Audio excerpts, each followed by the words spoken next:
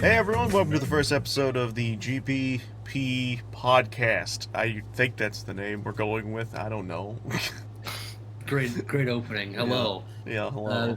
Welcome to the GamersParadise podcast. Just say that. It's pretty quick. Gupapa. I don't know. Gupapa sounds fun though. Yeah, Gupapa. maybe Gubaba for title, not Gubaba for actual podcast Yeah, itself. maybe not. But either way, Maybe not. hey, Hello. it's Mr. Gamerman 1000 here, aka Cody, and Kelly, aka Companion Kiwi. It's your friendly neighborhood companion Kiwi. Yeah. Yes, I don't know. We I fucked that one up. we are the hosts of this podcast. Are we? Yeah, I mean, I guess that would make the most sense. I feel like. There's no one else here, so I guess we kind of have to. Yeah, we're our own Hey. hosts. We're hosting Hey. ourselves. No The one else is Gupapa here. No, it's just podcast, us. sponsored by the Gupapa Discord. Yeah, there is no sponsor yet. No, One day. Yeah, Brought to you by people like you. yeah, PBS kids. I know. But So, yeah, hello everybody. This is our first actual podcast episode. We've been talking about doing a podcast for God knows how long. It's been almost like a meme behind the It really has. It really has. Because we sit there and talk for like 3 hours at a time, and we're like, oh, yeah, there's a podcast. We should say, we always like end it with we should have saved this for our podcast, but Yeah. no, here we are. So with this going underway, I will put out our first question of the day, which is, how are you doing, Kiwi? I am doing all right. I just got out of a stream that I think went pretty well. That's good. Yeah, I stream pretty much daily. If you know me, then you'd know that. And lately it's been going really good. Going really That's good. awesome. What were you streaming, if you don't mind me asking? Today was the end, to date this, today was the end of Leon Side B hardcore run on Resident Evil 2. You say hardcore run. Did you die? I'm assuming that's why it's the end, or did you beat the game? I beat the game. Okay. When you No, say I beat the game. hardcore, I It's the think ending. you die, you end the game. No, it's the hardcore run. We were on hardcore difficulty. Oh, We were okay. playing through the entire game. There's 2 playthroughs. There's I'm thinking you of can- either Minecraft. one. No, not like that. Yeah, and then I beat the game, and now we're going on to Resident Evil 3. Because I'm going to go through the entire series by number order. Nice.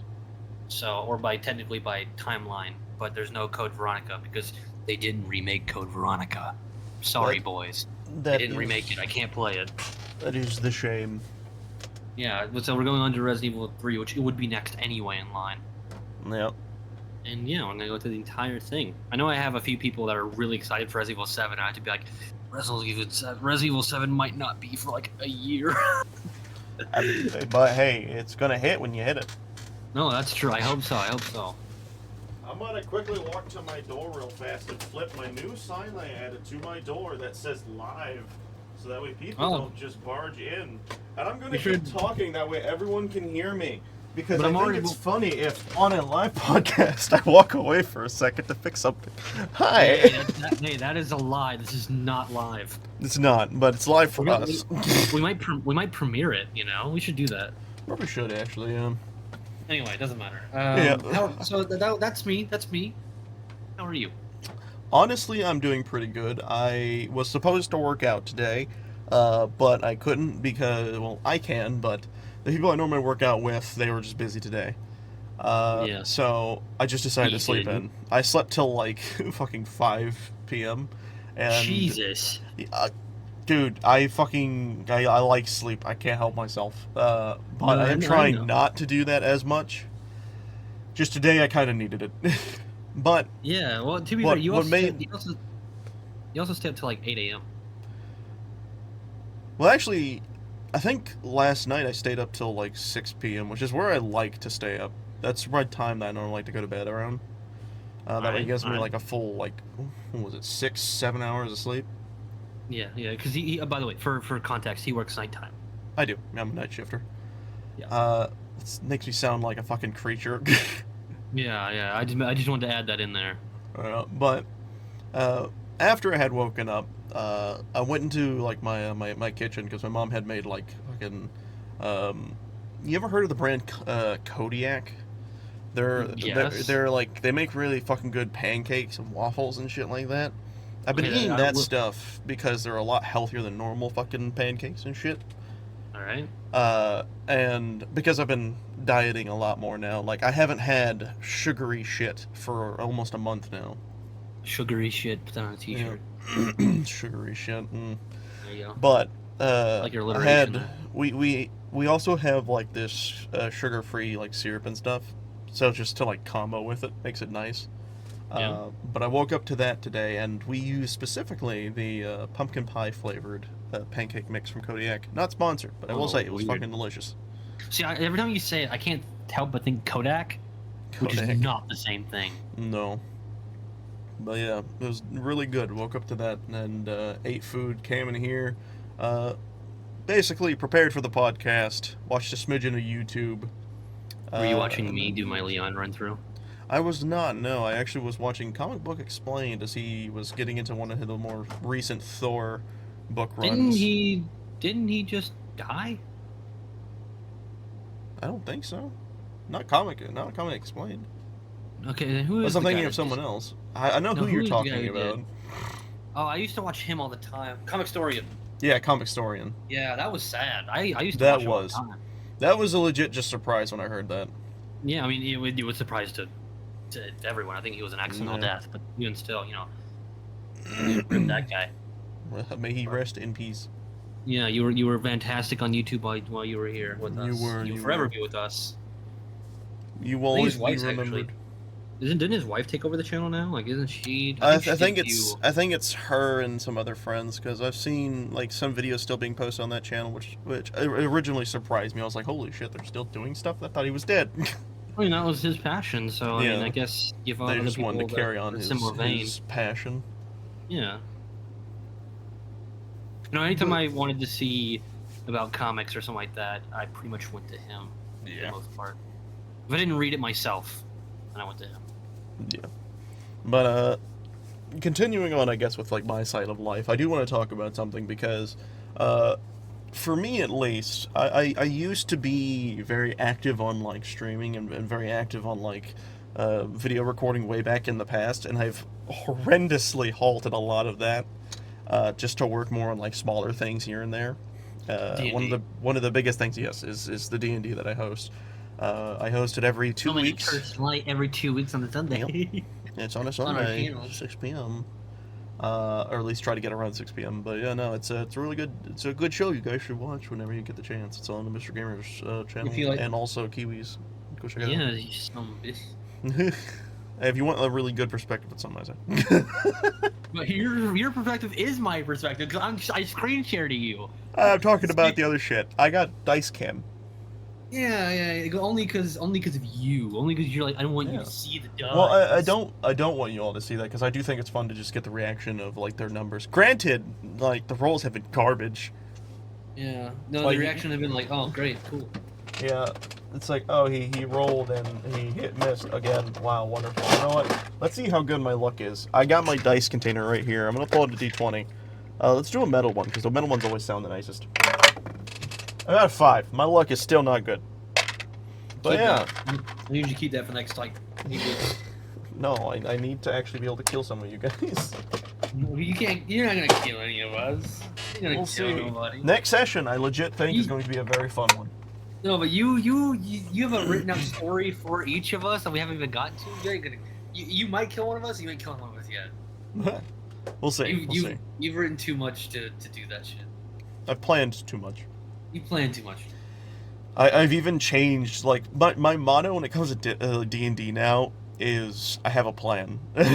And, like, Yeah, I on know, Discord now, I've changed my fucking, like, little descriptor to say I have a plan.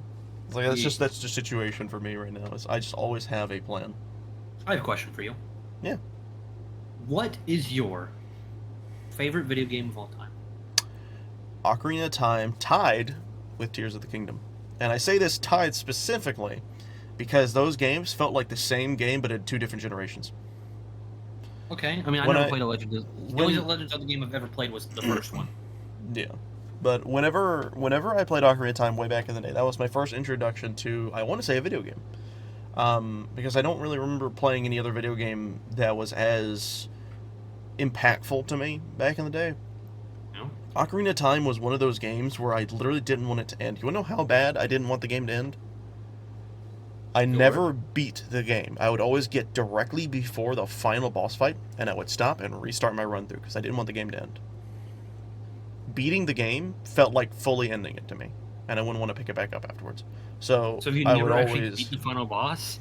I would always get to Ganondorf at the very end of the game, beat everything else, 100% everything else. I'd get to him, and then I'd stop, and I'd come back to the game way later on, and I'd restart because I So, didn't want the game to end. but sitting here now, Yeah. you've actually beaten the game. No, I do plan on doing eventually a because You've right now, never actually beaten the game. You well, know what the I've ending watched is. I've watched it being beaten. Like my Yeah, brothers so you played know what around the me and ending shit. I know what is. the ending is, yes, but I myself have never beaten it because I just don't want that journey to end unless I feel like it's time to end it. Okay. And the reason I say this nowadays is because for people on my channel, there was a point where I was starting to do a series of going through all the Zelda games. I was in currently the Minish Cap. I need to get back into that, and I do plan on doing that probably next week. I'm going to try and get back into the groove of streaming. I just got to fix my sleep schedule so I can actually be awake to play them. But I plan on going through all of the Zelda games, and when I eventually get to Ocarina of Time, and I fully play through that game, I will be beating that game. I'm also going to probably try, because I'm pretty fucking good at that game, I could probably do it without doing a death run. Or I could probably do it in like a no death run type of thing. Yeah, maybe. But either way. You should have Uh, blindfolded. but when it comes to Tears of the Kingdom on the other side, the reason I say it's the same to me is because when I played through Tears of the Kingdom, there were so many similarities between Ocarina of Time and Tears of the Kingdom that it felt like I was playing the same game, just at a different perspective. Did you beat Tears of the Kingdom? I did beat Tears of the Kingdom. That one I did beat. Okay. So you didn't Because do I the was same having one. too much fun. I went to Ganondorf with fucking... so, main mechanic of the game is you can, like, attach shit to your sword, right? Okay. Now, let's take a step back, and let's look at the game Majora's Mask. In that game, if you beat that game 100%, you get all the masks in that game, you can unlock a special mask called the Fierce Deity Mask. When you put on this mask in the final boss fight, you get a sick new power. You become this actual deity, and who has this sick-ass sword that can basically cleave through the boss like cheese. In Tears of the Kingdom, you can get this sword and you can get his armor. So what I did to be as overpowered as possible, because I wanted it to feel like a fucking, like Link, this like God-made man. I wanted to around. like, huh? Other way around. Yeah, man-made God. Yeah. You're right. You're right. But yeah, like I wanted to have that, and then stack it on top of like the idea of him being fused with fucking Fierce Deity Link. And then once I had done that, I then took the Master Sword and I fused it with the Fierce Deity Blade, which just lore-wise was so fucking cool to me, because that's like two gods slashing at Ganon like at the same time. It was just such a fun moment for me. I was having so much fun. All right. So I did ask you, not to get on a huge Zelda rant, but I did ask you to set up something else. So, Yeah. you love Legend of Zelda, and I'm sure there's plenty of A other little. game series that you love as well. As you see in the background over there, he points. He points. He's like an arrow pointing at the fucking Yeah. poster. No. So series I've been playing through recently. It's not my favorite all-time series, but it's up there, and I think it's underrated. Is the Metro series. I think if you like, it's a lot more straight line story than something like Fallout, but it's in the same genre as Fallout. You know, like that post-apocalyptic Yeah. nuclear war. It is so good with so little, right? Mm-hmm. You can play that game a complete firefight. You can play that game complete stealth. You can go through that game killing. I think you can do a no-kill run of the entire game. Both That's of the kinda originals. crazy. I don't know about Exodus because I'm only playing through it right now for the first time. But for the first two, you can, in theory, go through the entire game killing nobody. Always actively, like you're not the one doing it. Yeah. So, like you can, or you can wipe everybody out. Like you can do a lot of different things, and the story that they tell is really good. But most importantly, the main character, who is mostly silent, What I mean like that is between missions, Artyom will talk and like describe what's happening, right? Yeah. Like in a little mission log. But in canon, in the actual game, while you're playing, he does not speak at all. People will speak to him. People will even respond to him, but you do not hear him speak ever, which is Very kind of similar weird. to Tears of the Kingdom Link. Yeah, it's kind of weird to hear somebody like ask you something, your character says nothing, and then they respond to your character saying nothing as if he said something. So it's a little bit weird, but it kind of expects you to fill in the gap, right? Yeah. It's the God of the Gaps situation where the game expects you to just naturally say something or think something, and then they respond to that in a general way. But Artyom is he's young. In the first game, he's 19, and then by the third game, he's in his mid-20s. And he goes through a lot. Like just to name him one, we'd probably get demonetized based on some of the names you had to drop because there are certain Germans that are in there and other things. But overall, special Germans. He goes through so much, and he's listed as a Spartan. And I did a poll like who was the most badass Spartan. It had like Master Chief in there. It had Kratos. It had the chick from Assassin's Creed Odyssey. Is Odyssey the one that was? I think Odyssey's Spartan? the one that did the Spartan stuff. I think it was. So and that one got no votes. So That's fuck that chick, I guess. But like, Artyom didn't get a lot of votes, which makes me think that a lot of people didn't play those games because he is so astronomically cool. Yeah. Where it's to the point where even in game, when you start doing certain missions, as you get further and further on, you'll start to get notoriety. Like people, especially in the second game, people will know who you are. Like your enemies, as you're like sneaking around the shadows, they will know who you are and they'll know that you're coming. There's at one point where there's like 20 guards all aiming at this one door, saying he's gonna come through there, but in actuality, you come through a vent behind them, and you can hear them talk, and they are scared. And one dude even mentions, "Oh, there's 20 of us and one of this guy," and he's like, "Yeah," and one of their leaders like, "Yeah, we probably should have had more people than just 20." And then, you have the option of pretty much stealthily wiping them all out. That's like the shit from like Batman the Arkham games. Exactly. Like people learn to fear Artyom to a point where he does things that are so cool in the game that not to spoil too much. He is not only well known, he's feared for a good reason. But what's weird is now that I'm playing through the third game, some people hold him to such a high regard, as in like, oh, you've done all these things, you are untouchable, dude. And the game even shows that he's still that kind of dude. But there are certain characters that just don't do it. Like they treat you like you're just like some other soldier, which is so weird. Because you're in the third game of the franchise, everybody knows who this guy is at this point. Yeah, at least all the people that carried over from the previous games should just get it. Like Artyom is going to wreck your day, and you're gonna smile and say thanks, because there's nothing else you could do. It kind of makes me think of like in some of the Halo games where you get to play as like Master Chief as the main character. Yep. It's like the grunts and shit will just run away from you. Yeah, they fucking know who you are. They just run away. And to the ultimate point of all of this, I love story-based games, but I love story-based games to where that kind of stuff starts to come in, because they don't fear him at first. No. Like at first they're like, oh, this is some dude. Even as he starts wiping out some units, they're like, oh, he's getting lucky. But by the end of the second game, they're like, oh, we need an entire military to take out this dude, which is what they try to do at the end. That's fine. So it's like, or like even Master Chief, or they kind of, the grunts are kind of scared of him automatically. But, or my favorite Halo game, which I might get some hate for this, Halo ODST. That's a good one. Which is the reason why it's my favorite is because he's specifically not Master Chief. I love Master Chief. I love Cortana. I'm not saying that they're bad. I absolutely love them.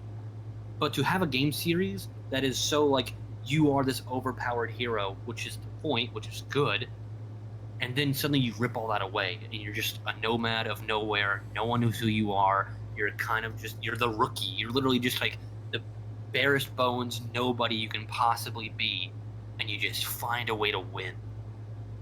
It's taking a game series that is so over the top unbeatable good guy and giving you the underdog. Which I just like imagine if in the next God of War, right? No. Instead of playing as Kratos, maybe you're playing as Loki or Atreus, who isn't nearly as strong. He's strong, but he's not nearly as strong as Kratos. He's not Kratos. So what if you're playing as him instead, who is clearly much weaker, and he just has to keep finding ways to win? To me, that's far more interesting than seeing Kratos kick. I love seeing Kratos kick the shit out of people. I love that. But there's only so many times you can see it before it's like the same thing. Yeah, I Like, how also many agree times? with that. I like in this new God of War game that I think they're going to be making. I would love if the story is more focused on Atreus than Kratos at this point, because I feel like Because it's there's also a lot of things you could do with Atreus because he's Loki, he's the god of trickery. So he's Yeah. supposed to outthink you. He's not meant to out battle you. He's not the god of war. He's not supposed to punch you to death. He's meant to trick you into fucking up. He's meant to Yeah. outsmart you into winning. and also like nowadays lore wise. Sorry if this is a spoiler if we haven't beaten like Ragnarok or whatever, but um, he's not the God of War anymore. Kratos isn't. He's the God of Hope. Yeah. Like, Well, the theme is that he always was. yeah, but like Yeah. That's actually what regardless Athena. and shit like that. I think in the original games, I think that's what Athena calls him. She They- calls the stuff that he like took from the box. That Yeah. was what he took is the power of hope. Yeah, so it's like, which is awesome that Athena means that much to him, and that she Yeah. carries over into the new games. Which one of the things I like about Ragnarok versus 2018 is the fact that they much more heavily reference the previous games. Like, They do. obviously, yes, God of War 2018 does talk about Zeus. It talks about a little bit of Kratos' past. You see the Blades of Chaos. That is all there. But Ragnarok, especially the DLC for Ragnarok, Oh yeah. or heavily lean into, yes, the old trilogy and the extra 2 games with it happened.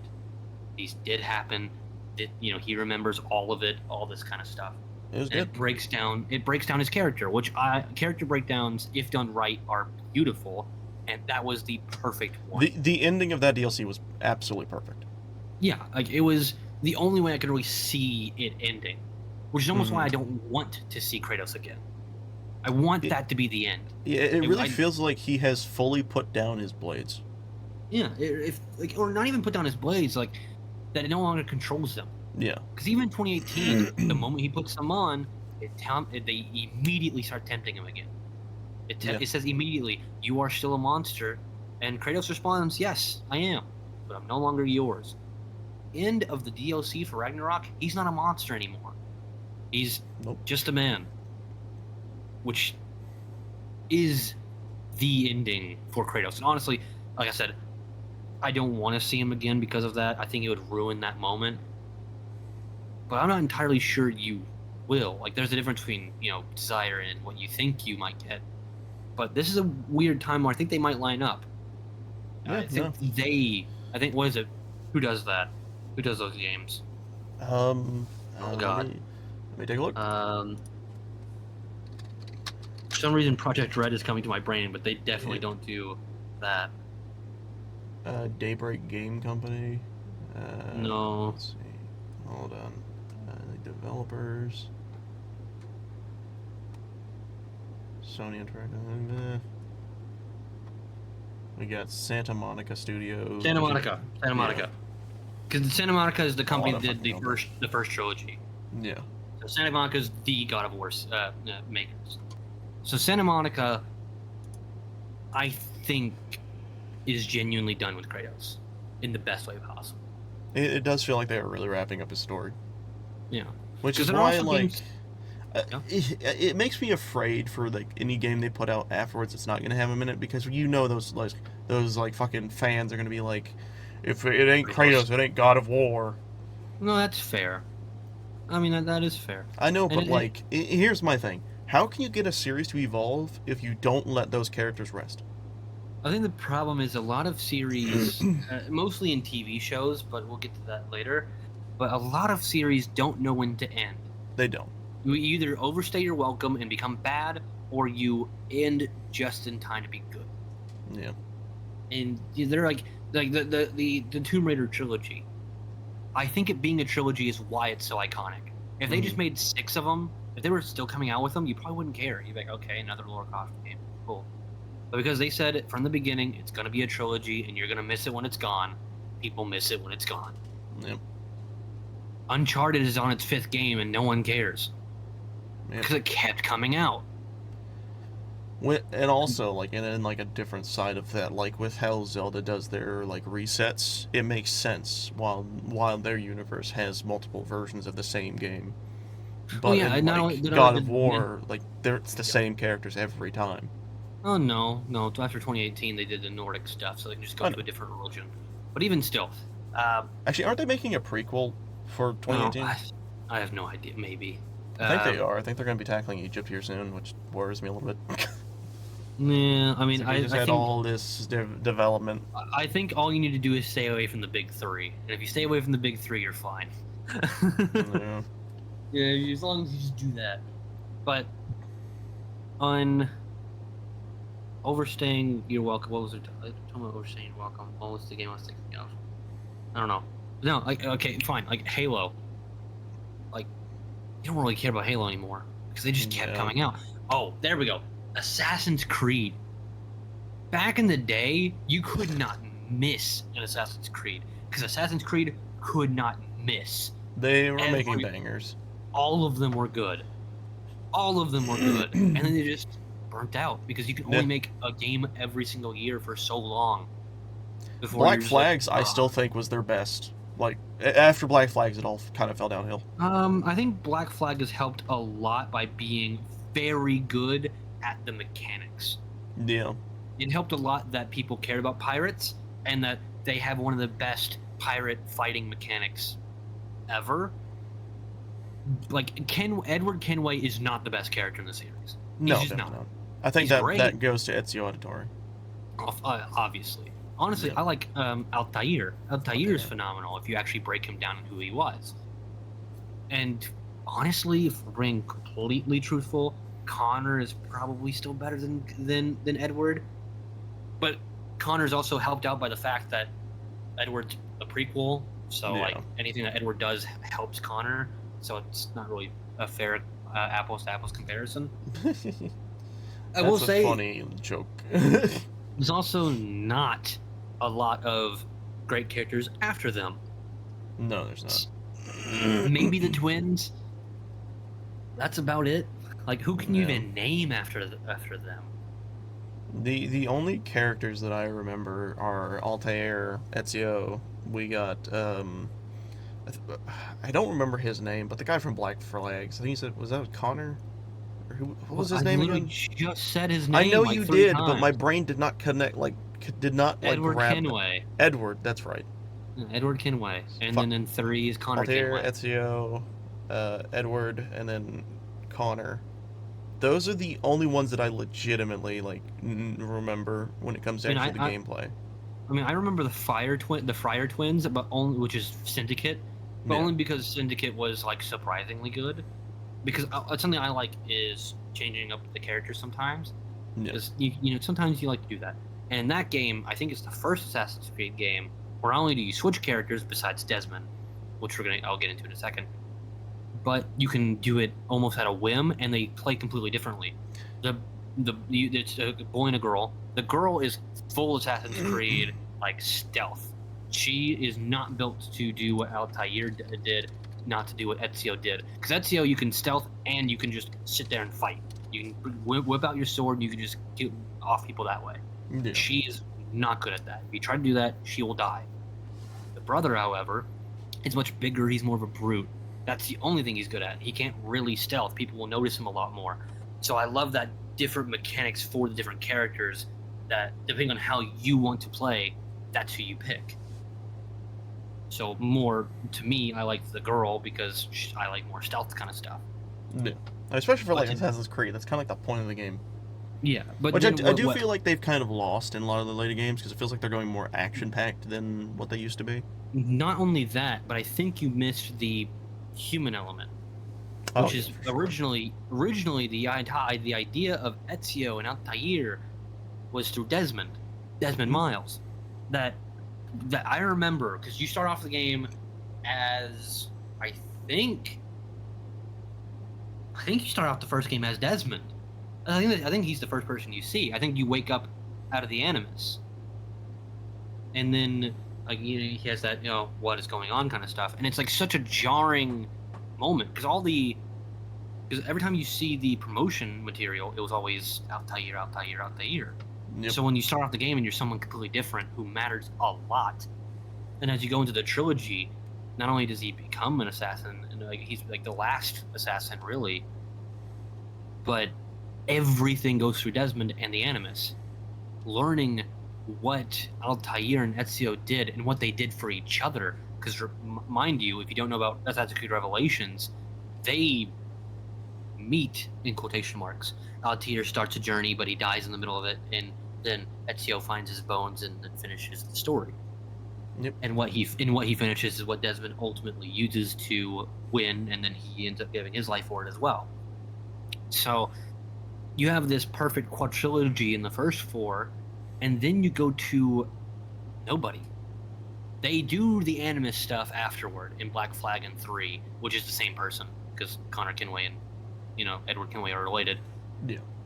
But they're a mute protagonist, and all it really serves is to rip you out of the Animus for like a few minutes, so you can be like, a break.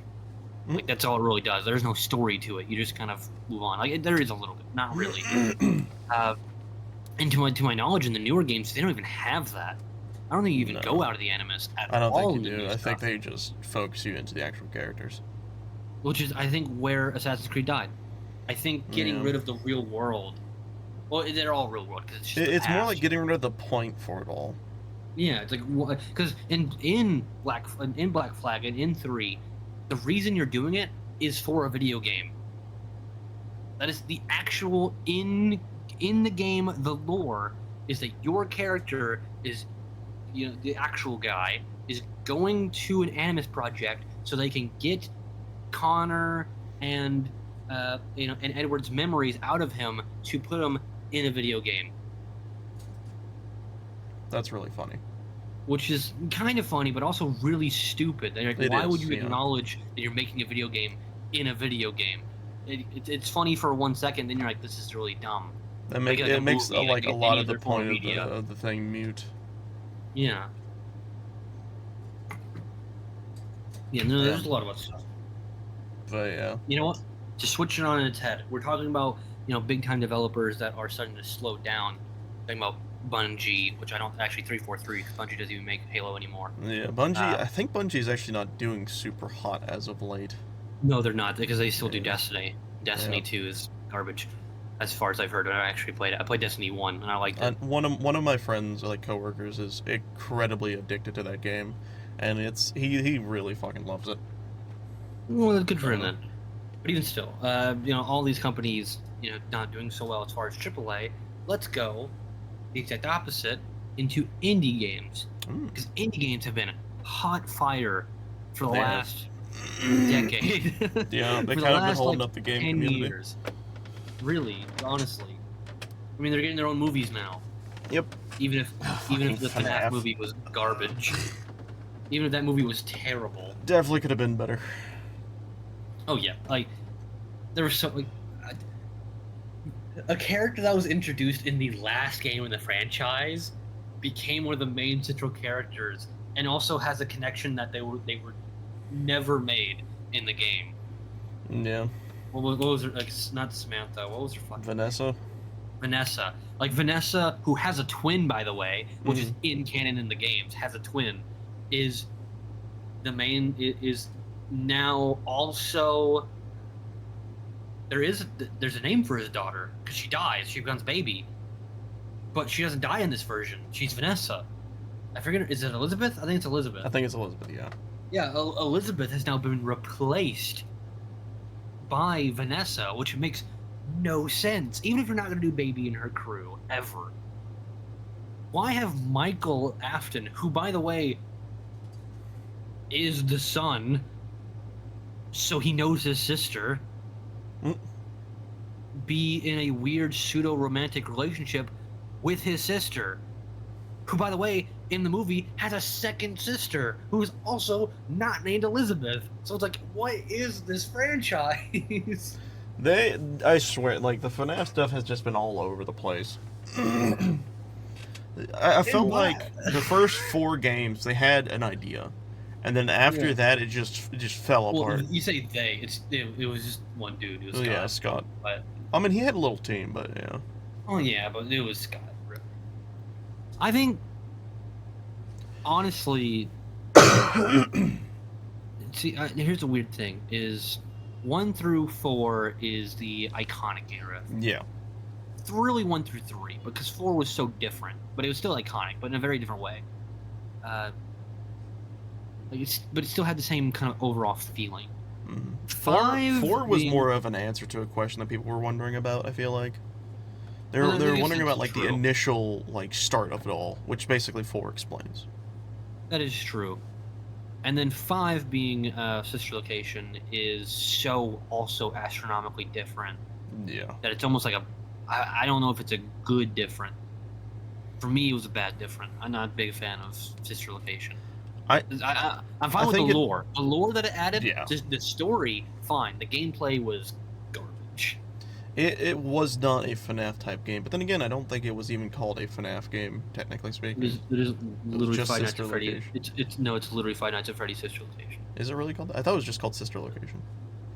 I don't think it is. Here, I'm gonna look up on Steam right now. Here, no, you keep talking. I got this. I'm already there. Oh yeah, no, it might just be called. I might think it is Five Nights at Freddy's Sister Location. Yeah.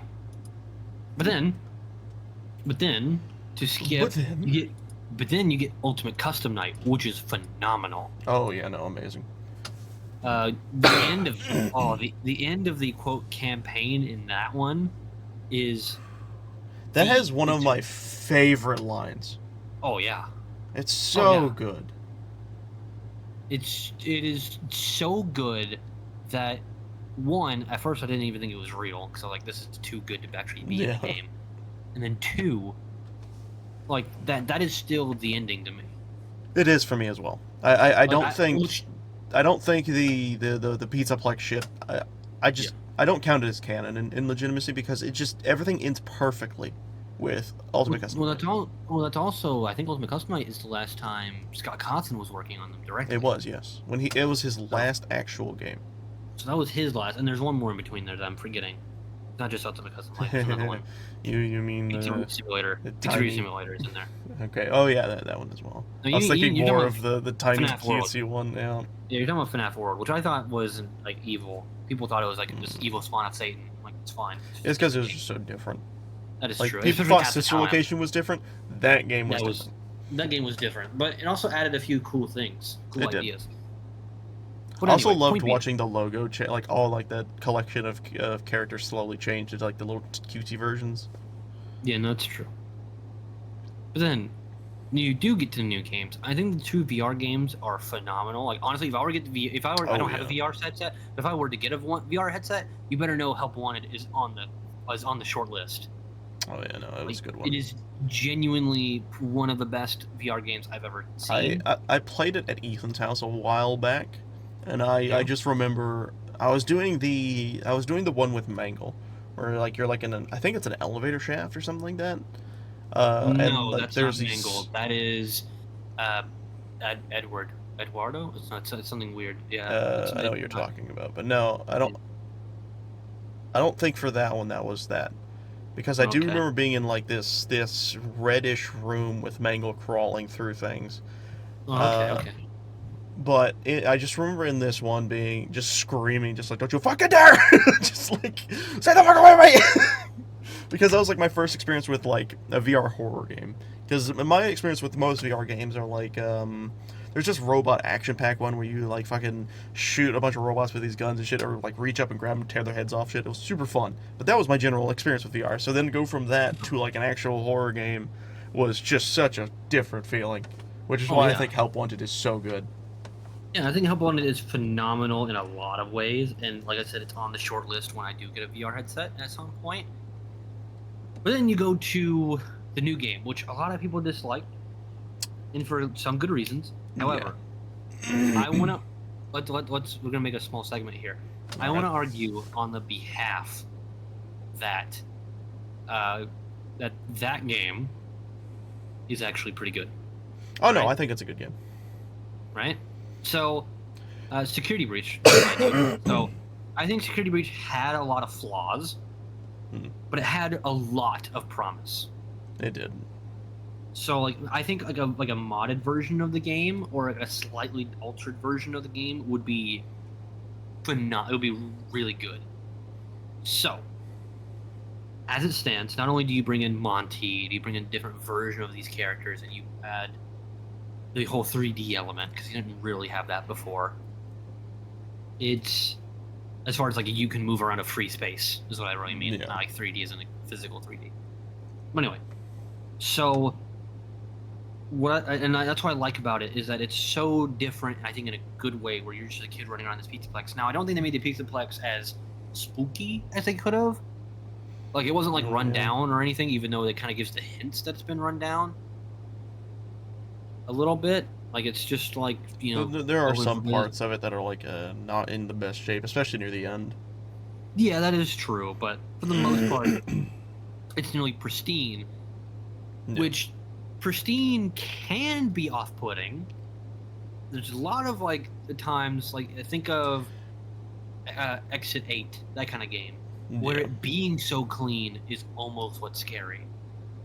So But it doesn't have like if you're looking for that kind of like scare, it has to definitely be like as you said, it's like monotone-esque, yeah, where it's like it just feels awkward to be in a space that's this perfect.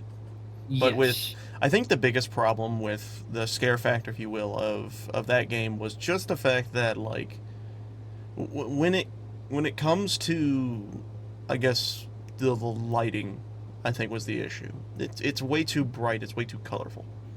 Maybe, yeah, or they The didn't do enough only- with the color. The only points in that game I think that are actually terrifying is one of the beginning ones with the Sun and Moon guy, because in Yeah. his level the lights shut out. That is Like, true. and he's making these creepy remarks the whole time he's following you, and he's got these red glowing eyes. Like there are points where you're in his play place thing, and you'll be walking through one of the tubes, and you'll see him walking up it. That fucked Huh. me up when I first played the game. I was just like, what the No. fuck? Well, I know for that game, and I'm gonna get more into Ruin here in a minute because I think Yeah. that's the best version of that game. But I think they had so much promise with the new entities they added, with the actual, even with the Superplex itself. Like I said, I don't think they did enough with the lighting, as you kind of mentioned, or Yeah. I don't think they did enough with each character, kind of putting each character in their own space. They didn't. They really had their own section, and they never really left that section, for the most part. They were like wandering, but they didn't wander. They didn't feel like Yeah. they were of their section. Yeah, or even like of their section. Like it's kind of confusing, right? So you have a Monty area, but you can see Monty outside that area. Yep. But you have Sun and Moon, but you see Sun and Moon out in only really inside that area. I don't think you ever see him outside of it. So except for like once. he only shows up outside, I believe, when Freddy's batteries are getting low. Yes. Because if you were caught outside a charge station when your batteries are low, he kills you, just outright. Yeah. So that's what I'm saying is that I don't think they either didn't use him enough or they used the others too much. I actually just think they just didn't use them correctly, because it was too. So in this situation of like Roxanne, I think it's Roxanne. It's both. In the situation of her, she's like, she doesn't feel scary because she's constantly talking like a fucking preteen, she's like, I'm beautiful. Like, I'm gonna be honest, that's just not scary when she's talking like a normal fucking person. But there's the thing, she's not supposed to be scary. I know. But Well, that's for the her, point. yeah, that's for her. She's not. But like, I feel like in the game they should have definitely leaned more into the fact that these robots are fucked up. Something's wrong with them. Yeah. And they I- did whenever you beat the fuck up out of them. So I think they did something that was a little bit half disingenuous. What? But I know why they did it. I think the game would have been better if they didn't pick Freddy. Why? One, it's called Five Nights at Freddy's, so that's why they picked Freddy. That was, I guarantee you, that was the reason why they picked him to be the good guy. He's the good guy throughout all of it. While the other ones go against you at some point, he's the good guy every single time. However, I think the game would have been better if the first good guy, and throughout all the original game, not including Ruin, was Chica. One, Chica barely really does too much in the game. She's just kind of there. She roams around a bit. She doesn't really have a lot to do besides just chase you and make sure that you're on your toes a little bit. But if you remember the lore, Chica is possessed by the first child who actually died that wasn't one of his kids. So the first person that he actively killed was gone into Chica. Well, actually, the first one goes into the puppet. But besides that, because once again, that's Henry's kid. That's Henry's child. The first one that isn't a child of Henry or it's Henry, Emily, and the main Afton dude. What's his first name? William. I can only think of Michael. William. There we go. It's the first kid that's not one of those two. Goes into Chica. So you could have easily gone, I'm the original, and that's one of the reasons she wakes up and kind of gets to be able to be with you. There's a lot of theories about why Freddy can the biggest theory I've seen is that it's actually possessed by what was his name? Henry?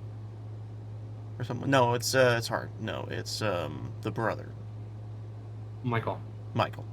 People believe that he's possessed by Michael, which honestly, in a lot of sense, basically does they're make saying sense. that in this version, where the little brother, actually, I don't think you ever really get his name in the original, at least. Who's the main kid in 4? That kid dies, and then Michael is the one who goes and tries to take out his father. Yeah. But in this timeline, it's the opposite. That Michael is the one who dies, and that the younger brother is the one who lives. And then that's why, the brother possesses Freddy and all that stuff, because Freddy's the one who fights down. Isn't also... So correct me if I'm wrong, but isn't Gregory in this specific game not actually a kid? He's like a fucking robot. That is a theory. I don't think that's ever actually said. In fact, I don't remember if in the DLC they actually.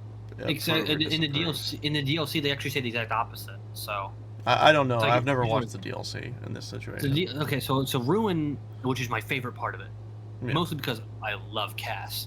Cass is way better than Gregory. Gregory's annoying little shit. The main game would have been so much better if they just had Cass as the main character. She's sassy. She actually understands what to do. Like, there are sometimes in the main game where Freddy would go, "This is what you have to do exactly," and Gregory would go, "What do I have to do? Oh, I'm so overwhelmed. What is going on here?"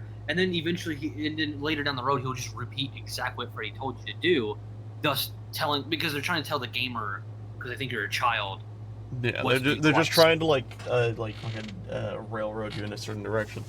Yes, which isn't once, sure, subtly twice, sure, but to so hardly tell you twice is like, come on, man. Gregory, go this way. Gregory, what the fuck? Go this way, Gregory. Gregory, go this way. Exactly. So, having Cass, who doesn't have anybody like that, is a breath of fresh air that she just knows what to do. She's like, she can just think her way through things. It's like, nice. Plus, I do think having a young girl instead of a young boy is a lot better for a protective stance. One of the biggest themes in gaming is the dadification of games. Putting a young girl in danger makes you, the player, because most players are boys, as a father figure or a protective figure. Think of Last of Us. Think of Telltale's Walking Dead. That kind of thing. Where a young girl definitely can't take on the apocalypse, and you need to be the one who protects her. But in this, it would be a young girl that you're controlling, so you're protecting her by being the player,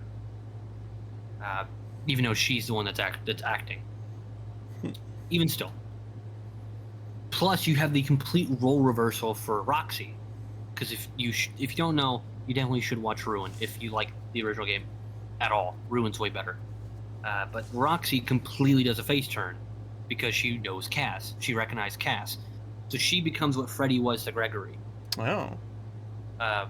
In Ruin, which is phenomenal because if you're gonna make this new character, especially if you're gonna make two new characters, it's good to make one of them good and one of them bad. You made Monty full bad, great, but now you've gone from in the original game Roxy being kind of an annoying heel to now being a complete babyface. She's completely good by the end of that game or of that DLC. And by the end, the full end, Roxy, spoilers, takes the bullet for you as a metaphor, and Cass gets to escape, in quotes, because Gregory is telling her, hey, you need to take this elevator. You take the elevator, and then that's when you find out that it's not actually Gregory, but it's someone mimicking Gregory's voice. It's a robotic version of him. Yeah. And that's where the theory comes from. Him being a robot. It's that technically at one point he was, because it was somebody mimicking mimicking him because he's already escaped from the first game. And that also goes into the whole idea that the timeline, like the DLC and the game is happening at the same time frame. Basically, Cass is like 3 hours behind, I think is roughly what it is. So as long as Gregory's already been in there for a few hours, and then that's when she enters, and that's kind of the same time frame that you go through. And I love that about games. Like in the games I'm playing right now, today, Resident Evil 2 and Resident Evil 3 happen at the exact same time frame. They do, yeah. That was also really cool. So and even the originals, they happen in the exact same time frame. So it's always been there. It's not like a new thing for the remakes. That's actually something kind of like with in Majora's Mask, it takes place directly after Ocarina of Time. Like you're still Link from Ocarina of Time. You're going through his life directly after that game. I like direct continuations, or as you said, like side by sides. No, I like when you can see what each other have done. In 3, you see some of the things that Leon and Claire have done, and in 2, even though you don't know this yet, you've seen what Carlos and Jill have done. Yeah, and I love that in games. I love that kind of stuff. Anytime you could take a different game or even a DLC and make it feel real, make it be like, yes, it's not only happened, but you've also seen it happen, even if you didn't know about it yet. Yeah, I just think that's really cool. And not a lot of games get to do that. No, they don't. They don't do a lot of like cause and effect. Yeah, or like you mentioned with in Legend of Zelda and those two games, it's a direct sequel, so people are still affected by the previous game. You know what game did a cause and effect really well? Yeah. The original Mega Man X game. The very first Mega Man X game has a very fun cause and effect situation. In that game, if you beat a certain boss in, like, you don't have to beat them in, like, a certain order unless you want to unlock a special, like, attack or anything like that. But if you just beat certain bosses, like the Fire Mammoth, we'll say you beat, we'll say you beat Chill Penguin first, right out the gate. He's the first boss you can fight, and he's pretty easy to defeat. If you beat him, you freeze over the Fire Mammoth's level. If you beat Storm Eagle, his ship that he flies around on crash lands into Spark Mandarin's level and causes it to have power outages. A lot of the shit you do in that game affects the game around you, which is really fucking you do cool. Things in matters a lot. It does, yes, to an extent, depending upon how you do it. Like, because it can make the Mammoth level a lot easier that you can just walk on the lava because it's frozen over. And in the sense of Storm Eagle, like, his power, like, whenever you crash land his ship into Mandarin's area, like, the fire flickering and shit, it makes it a little easier, but it doesn't as well, because there are points where, like, the lights flickering will spawn a specific enemy that darts across the screen, which is really irritating. But it's really cool that it does that. Like, you don't see a lot of that shit in gaming anymore, I feel like. You know what that reminds me of? Like, not to the same degree as far as one boss physically affects the other, but one boss will mentally affect the other, is Undertale. Oh, yeah. Because depending on what order or whom you kill completely affects the game. Yeah. All of them. If in that game, if you kill only Papyrus, Sans will note this, and at the end of the game, there will be a comment. He'll be like, "Why only my brother?" It's Yeah. shit like that that's really fucking cool. And I hate to keep going back to like Zelda games, but like another thing that I do enjoy in Zelda games, or not just Zelda games, but in games in general, but this is a good example, is when you unlock something in the game that changes the terrain. In Tears of the Kingdom, in on like the desert side, you can do some like part of the main quest that summons this gigantic fucking pyramid out of the ground. And ever since like after you do that, that's there for the entire game. Yeah. I love shit like that alters terrain. I couldn't think of Oh, any yeah. game that did that. That's why I had to do Tears of the Kingdom. That's the one I've recently played. That's the one that's at the top of my memory. But I'm sure there's other games that do that. I just Oh, don't yeah. remember at the current. Well, there definitely are. Like some aren't coming straight to mind, but I do remember that happening in games. Yeah. The part of that is that you have to do a lot of open world games for that to happen. Yeah. And not that it doesn't happen in the more open world games. It does happen, but because I do think the best version of gaming is a story-based game. So like, some people are like, oh, video games are just like becoming alternate movies, which I don't think is a bad thing. I mean, It's not, you know, depending like, upon the think time. about the time frame when Detroit Become Human came out, which is still the most beautiful game I think I've ever seen. Like visually, it is one of the most stunning games I've ever seen outright. And it does play a lot like a movie because the way that, you know, even your choice-based game kind of stuff, which they might be the best version choice-based game I've ever physically seen, Yeah. is like everything really matters. Like, it feels like everything really matters, and that's what matters. Like that's the best part. Even if it doesn't, even like the small decisions that you make never come up again, they feel like they will. Where in something like the Walking Dead series, no matter what you do, you get the same ending. You can make every good choice, you can make every bad choice, but in Telltale's The Walking Dead, Clementine is still alone by the end. You It's a cannot choice that avoid doesn't that. change anything. None of your choices change the ending. They change who she's with, and that's it. And by the way, if you do tell her to be alone and not go with Omid and Krista find her anyway, and basically the beginning of the second game is them forcing her to be with them because she's a child. Yeah. And then they ended up getting killed, and guess what? No matter who you end up with, she leaves by the end of the second game. She's alone again. This time with AJ. So by the time you get to the third game, no matter what you do, she's leaving on her own to go get AJ. By the end of the fourth game, that one does have a little bit of things here or there, but she either dies or she survives with AJ, and none of the other things really matter. So it's like, it's not that they're bad games, but they're pretending to be something they're not. They say every choice matters, but it really, even in my in my recorded playthroughs that I've done that are going to come out soon, or probably will be out by the time this is already out, is I keep saying when it says every choice you make will matter, or whatever it says, I go, that's the biggest lie in gaming history. Because they don't. They're great games. They're phenomenal. Tales of the Borderlands is top 20 games for me. But you don't really change anything. Yeah. A game that kind of gives me that vibe, and it's specifically because the game legit does that to you, is actually the Deltarune games. They have two of them out so far, and I don't know if the guy is like how far into the third. Well, it's one game, but like it's multiple segments of the game, chapters.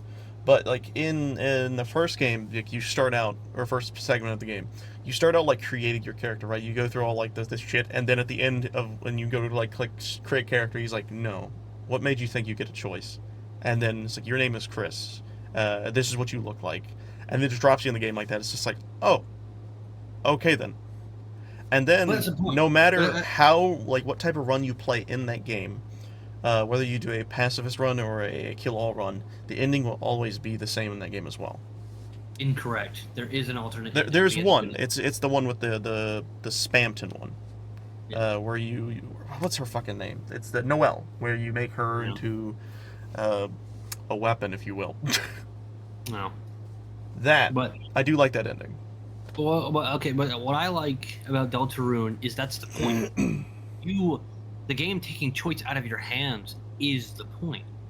Yeah. Because Undertale, they're made by the same guy, Undertale was so choice based that Deltarune, which is a bastardization of Undertale, is once again the bastard of the family. It's the exact opposite. All your choices don't matter. Nothing you do really matters, and the game blames you for playing it. The game goes, "How dare you obsessively take over this character like you own him or her?" I don't even know. I think it's a dude. Yeah, I'm not sure. I think it's a dude, but I don't think they've flat out said what gender it is. Yeah, it's Chris. Yeah. I know that. I think canonically, Kara is a girl, Frisk is a boy, and then, which is weird because it's the same character technically. And then, then Chris is undecided. I don't know, but either way, it doesn't really matter. Ultimately, it's still a character. But I do like. But it's interesting that the game almost makes you feel like an abuser. Yeah. No. Which not a lot of games have the gall to do. Like, to make you feel bad for playing the game. The only games I could think of is probably like the Deadpool games, where he just scoffs at you for making poor choices. That too, like well, that one's like he's it's his whole job though. But yeah, like in all honesty, I don't really remember a lot of games that like break the fourth wall to punish you. You know, not even really break the fourth. I mean, yeah, that would be breaking the fourth wall to a degree, but like, I mean, like no, like it's legit breaking the because like Deltarune, he does that. He looks at the camera. There are moments whenever he rips out his hearts, he turns around with those red eyes and he looks directly at you. He doesn't look at anyone else. He does that. He does that. I don't know of any other game that does that. I'm trying to think. I mean, I know that there are some for sure, but like in my a few time games playing, like what is it? I think there's the game The Line. I think that's what it's called, where it's an older game now, so spoilers. So you're a soldier who has like extreme PTSD. So when you're fighting enemies, or at least what you think are enemies, you learn by the end of the game that he's actually like seeing things and that he was shooting his own guys. Like he had completely disassociated. Yeah. And like there's the reveal that you've made all these bad things, but that's still in character. That's not breaking the fourth wall. It blames the character for not understanding what was happening to him, but via you. Like you were the ones acting because you're the one playing the game, but he's the one who experienced it. So it's like it's a little bit different. Also, like I guess in a similar vein, like the Stanley Parable, it's more talking because like it is directed at the player, but I think it's actually more talking about the person in the game rather than the player itself. Well, no, there are instances where he talks about the player. There are. Yeah. But he references kind of in the same way, kind of the exact opposite of Deltarune, where it tries to alienate you from Chris. Or trying to say that Chris and you are two different beings, and that you are possessing him. Okay, hold on. We're going to time out because my mom is trying to come into the room. We're back. So, but in Stanley Parable, it references you as Stanley. Yes. You are Stanley. Not the entity walking around through the game. The word Stanley is a stand-in for whatever person is playing the game. So it's weird. It's weird in that aspect. But there are instances where he talks to you directly as the player, but he's always talking to you directly through Stanley. Yeah. So yeah, that's which is also a weird entity that there's a part in that game where you play as the second in. So there's first person. Yeah. There's third person. There's also second person. And which is not done in a lot of games. It's very rarely done. But that is an instance where, technically speaking, in a very few parts of the game, you would be in the second person. Where you are viewing Stanley, and Stanley is in the room, and the announcer is talking to Stanley, but you are seeing Stanley. So you're not experiencing it as Stanley, even if he's talking to you. You're watching him. Thus, you're in Do the all the second things. person. That is interesting. I don't remember that. The only other instance I know of that is this racing game where at one point a cop is chasing you. Like you play as two different characters, a cop and a racer. And at one point, you're playing as the racer. You never stop playing as him, and he's being followed by the cop, which you also play as at some point. So your vision is through the lens of the cop driving, but the player is actually physically playing as the driver. So like he's actively chasing you. So think of like Need for Speed when you're getting chased by cops and you're turning corners trying to get away from people. You are in the vision of the cops while you are trying to get away, which is really weird. One, because once you go off screen and you're trying to dodge people, you can no longer see. So good luck. And two, once again, it's in the second person. The person that you are controlling, you're seeing them through the eyes of somebody else. Which, once again, because of how rare it is, it's super cool. Yeah. It's just those are the like only two those type I know. of games are always really fun. I always feel like perspective ones are really good. Yeah, and you know, what's that, like Subliminal or whatever? Yeah, Subliminal. Where it was all about perspective and how you can fuck with it, especially in a game. That game was super fucking cool. I loved watching that. Yeah, because it did a lot with a little in quotes where, like we're talking about perspective. All it did was perspective. All it was things either aren't what they seem to be, or they're exactly what they seem to be. Yeah. And it played with both of those really well. Yeah. Super fun. Okay.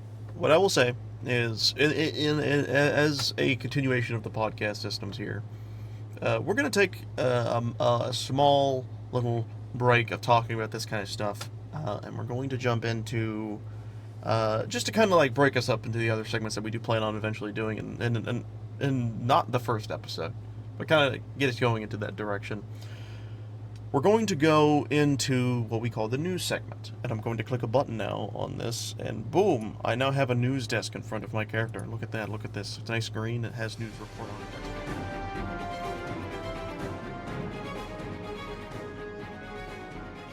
it. In this segment, we are going to be talking about news for video games, movies, and anime. And I will ask, do you want to start with anything specifically when we get into this section? I mean, I can start. We're fine. Okay. So, since we weren't doing world news anymore, and you were doing gaming, and we're going to talk about movies, are we just trying to get right to movies? If we want to do movies, because that one's honestly the easiest for us to tackle, just off the top of our head. Let's do movies.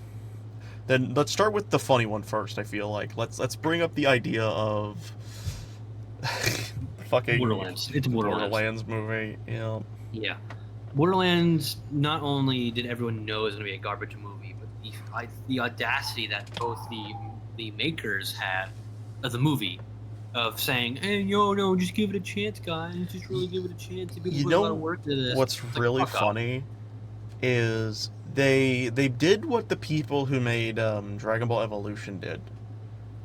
They were like, it's better than the games, but to make it worse, what instead they did is they said they specifically didn't play or watch anything on the games so they could have their own vision. Which has to be the most idiotic way of doing any. I don't care what you're no matter what media you are transferring from, whether it's book to movie, whether it's book to show, game to movie, movie to game. No matter what you're doing, if you don't do it with the intent of the original, it's always going to be bad, no matter what. Yeah. The only saving grace, and I say the only, was poor fucking Jack Black. The only character that tried his best. Everyone else was just not good. They weren't done well. He was the only character that tried. No, even he got ruined. Of course he did. Prior, so His shit just wasn't good. What I think, so for me, my favorite character in the entirety of the Borderlands series is Tiny Tina. Yeah. and you learn a lot about Tiny Tina in a very short amount of time, like what happened to her parents. So in the movie, when they just go, "Oh yeah, her parents are completely different. She's completely different. Roland's completely different." You know, every character that you've ever met and loved and liked are completely different. And it's like, then it's not even really Borderlands anymore, is it? You're just stealing these names. They're not even the same characters. It's why I'm so afraid, because I've heard that Netflix is going to be doing a Zelda movie, and let me tell you, I hope they fucking don't. Yeah. What's worse is that the people that are making who made that movie, Borderlands, are already in progress of making a BioShock movie. That's going to be horrible. And it's like, if you do not watch or play BioShock, you will not understand BioShock. Because how could you understand BioShock? I can understand, like, if you heard of Borderlands, you're like, oh, it's like some crazy whack planet where all these crazy wacky adventures happen. But if someone tried to describe to you in like 8 sentences what BioShock is, they couldn't even scratch the surface. No, they couldn't even. I don't even think they could do anything. Because it's like there's nothing really to go off of, because there's so many layers to it, which is the point of BioShock. Yeah, that's why it's like video game movies nowadays. No, actually, I can't even say nowadays, because we've had good ones. I mean, no, like the Pokemon we had a while back was actually really good. Which one was that? It was the Detective Pikachu. Oh, I didn't watch that one. That one was actually really good. They did shit that people were like, "Oh my god, I want that." Yeah, that had Ryan Reynolds as Pikachu. Okay. Which is probably why it did so good, because he's actually really good at like sidelining the directors to do shit. Oh yeah. Great example of that is just Deadpool. We'll get into that. Don't worry, we'll get to Deadpool. Yeah. But like, that movie was actually phenomenal, because like it handled the Pokemon in a realistic sense very well. Well, I think what helped is that Pokemon was already inherently a show. Like, yes, the card game came out first, and then the games came out after that. But the first time I ever experienced a media that wasn't a card of Pokemon was not the games; it was the anime. That's what I met the games afterward. So It's like, to a lot of people, they watch the anime first, which is a show. So to see Pikachu in live action, even though it's still animated, is a lot more normal. Like, you're like, okay, that makes sense. What I will say is, it's more of a grounded system than it is than like the anime. How anime does like these wacky zany things. It is more grounded. There are things that make a lot more sense and shit. Yeah, but it's not like, Japanese. It's just how they handled all the characters and how they handled a lot of situations was really good. And another movie that was really good that I only have really one issue with is the Mario movie. That one was actually really fucking good. Like, Jack Black killed it as Bowser. And then friggin', as much as people love to hate on the guy, Chris Pratt did really good as Mario. I actually legitimately liked his Mario. As surprising as that is, it was actually really good. And I can't remember his name, but the guy who did Luigi, beautiful. Like, all of that shit was so good. The only issue is that it felt like the movie was rushed. It didn't feel like the movie was rushed. It felt like the movie was going too fast. Like, things were just happening too fast. I have an additional problem with it. What? They leaned in so hard to all of the extremes, which was, yes, it's a Japanese game originally, but they themed it to be Italian. So then you make fun of the Japanese creators for making it Italian by making him American? It's like, what? Like, the beginning of the movie is them making fun of the fact that he was originally Italian. It's like, what are you making fun of? That's what he was. They're not making fun of Italians. He just is Italian. Like, there's nothing wrong with that. And then you have the audacity to make fun of Nintendo for daring do that, like they're racist. It's like, they're not racist. They just made him Italian. And then you have Peach, who I don't mind having a stronger version of a character, but she goes from a princess who needs to be saved to, I'm gonna save the world by myself, you're barely even here. And it's like, what? That's not even her character at all. No, it's not. That's not who she is. But what I will say is, even though she was like that, I actually really liked this Peach a lot better. I didn't mind it. It's just like, it's such an it's a stark difference. Yeah. Where I think Daisy would have been better in that role. Definitely so. is It felt someone more who's a like little bit more Daisy. active. But like even with all of that, like it was still good. Yeah. The movie was still really good. I cannot say the same for Borderlands because of how Oh no. bastardized it was. Yeah. It No, it was way better. I Now I watched think it was what was helped it? by being animated.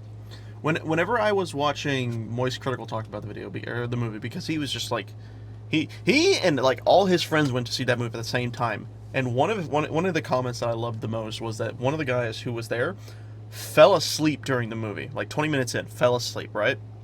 Yeah. And he said he probably got the best experience out of the movie. I was like, yeah, you're probably fucking right. Because it wasn't even what you thought it was. It's not even the No. name. The Borderlands was not even really in it. No, it was barely there. Like I said, you took the names of characters and that was it. It was a completely different they story. didn't even choose like good casting. No, it was awful casting. No. Because Again, they I think the entirely only one old. that was okay was Jack Black. Yeah, and even he wasn't like. No, he could've been I better, don't know too. why. Well, not even could he be better, but it's already a voice acted character. Why not just get the original voice I don't know actor? why a lot of things have an issue with just getting the originals. Yeah, like it's not like you're adding more work for them. They already do it. Yeah. They love what they do, most of them. So it's like you really think that if you called up, oh fuck, there's so many. Well, I will say this. I don't think you're getting Mark Hamill anymore. You're not gonna get Mark Hamill.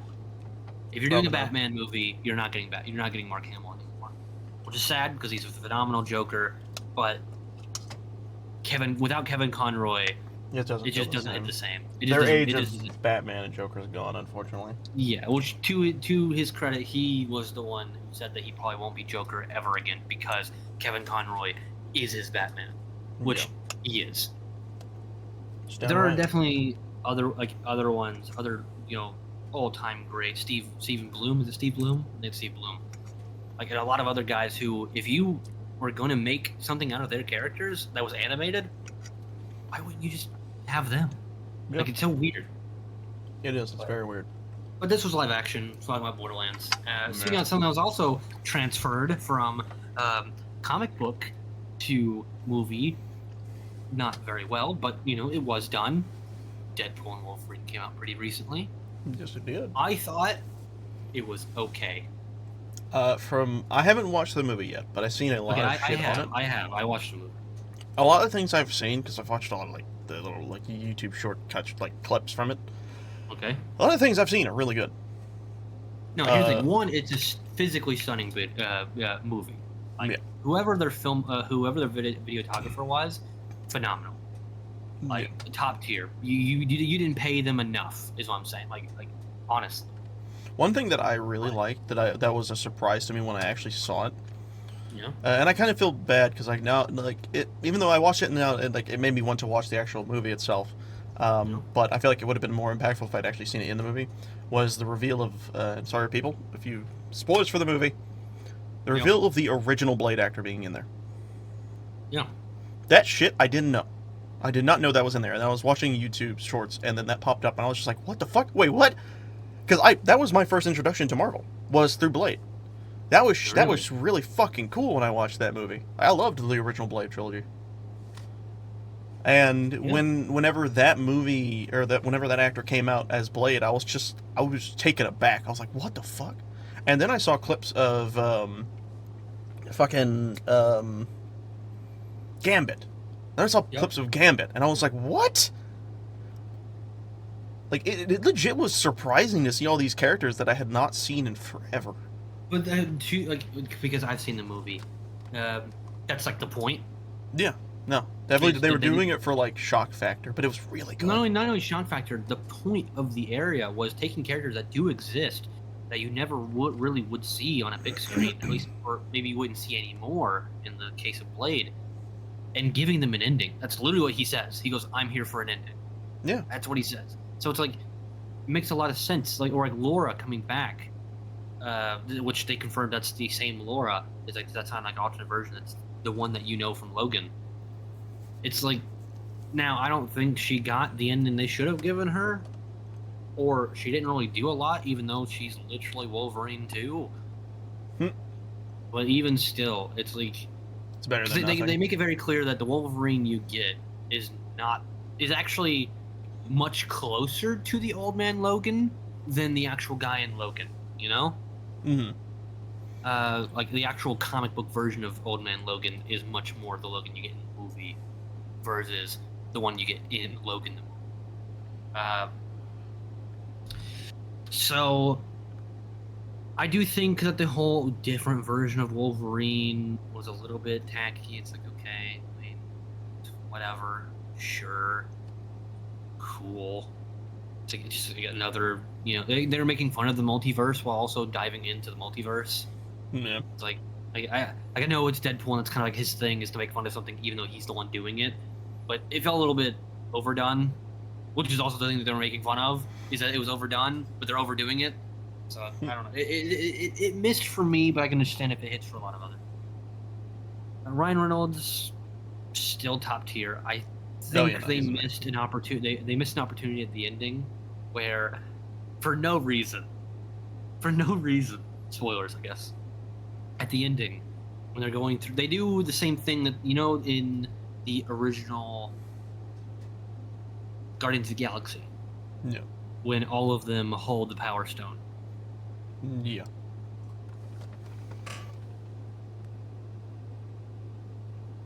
What? Hello?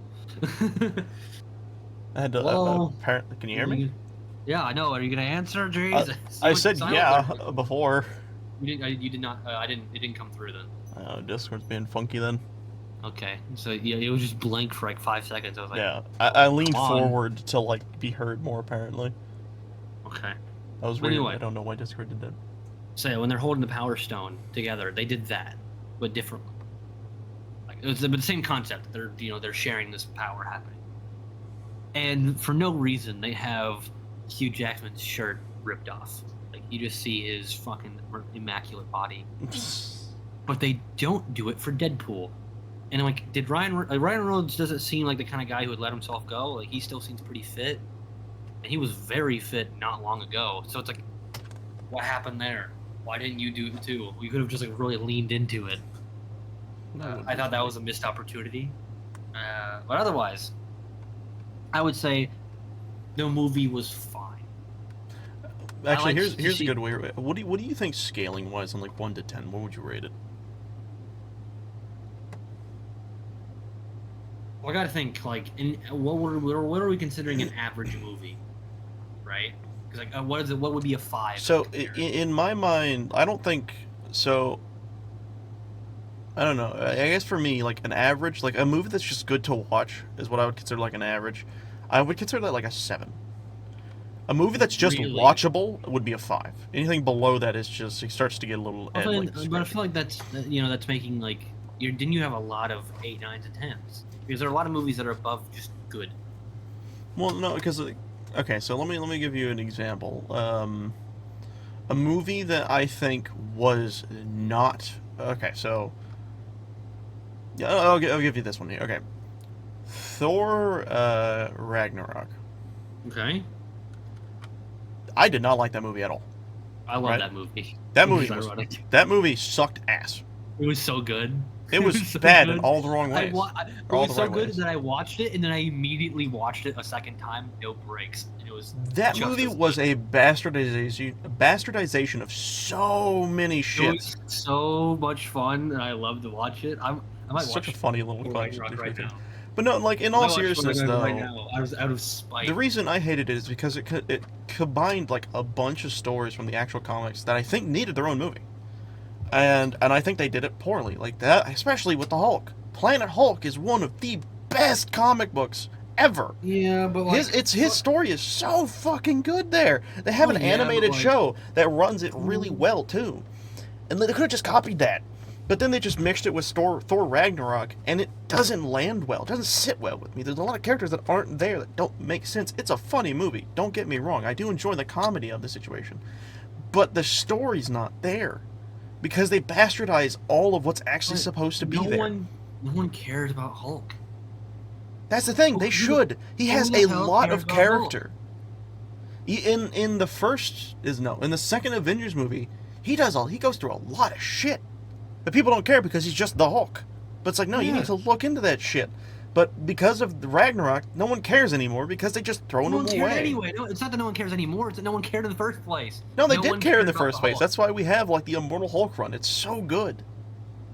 I'm not saying comic book. I'm saying movie. Well, no, what I'm saying is, in general, Hulk in general should be more cared about. There were movies that are legitimately really good. The You know what? I'm going to go off on a slight spin because the Hulk is actually mentioned and seen in Deadpool and Wolverine. I'm not surprised. So it's only like it's not in the way that you think. Anyway, but he is seen. So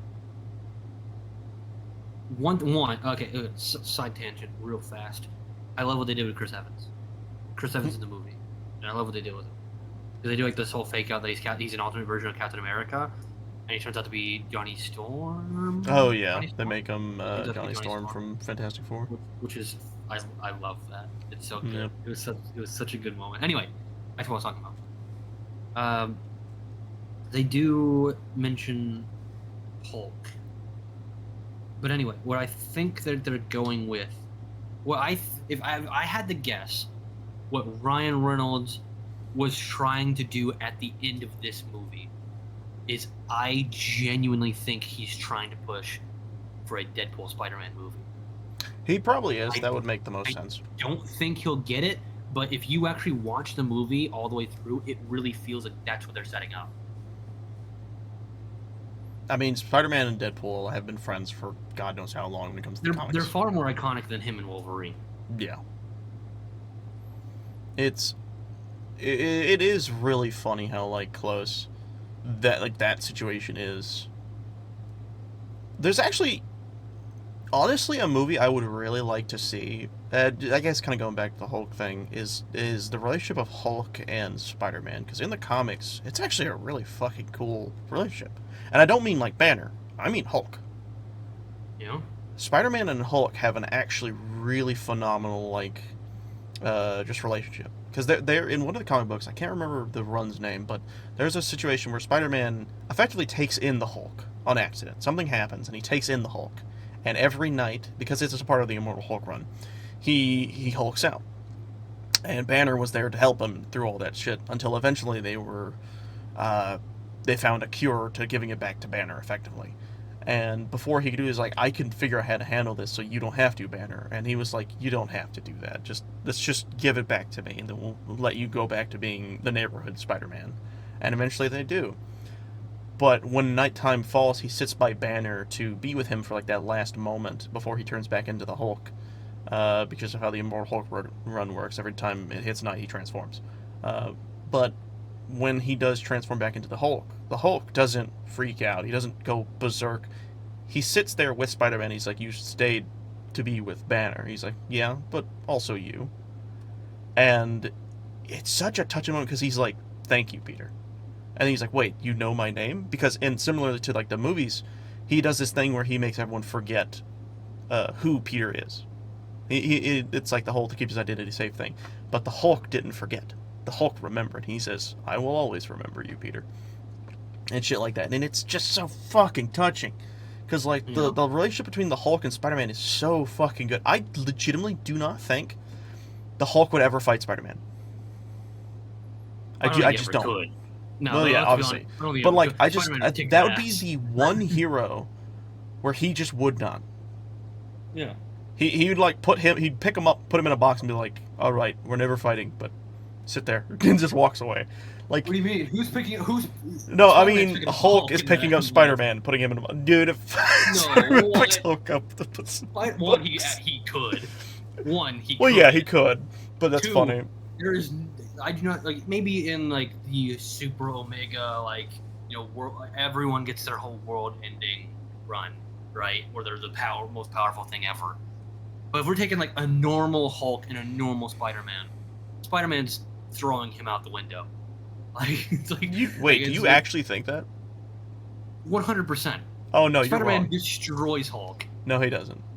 In a normal setting. No, he doesn't. Absolutely. I can prove it to you. Because, okay, so let me give you this. Colossus, right? Sure. Yeah, I know who Colossus is. Okay, Colossus is weaker than the Hulk, correct?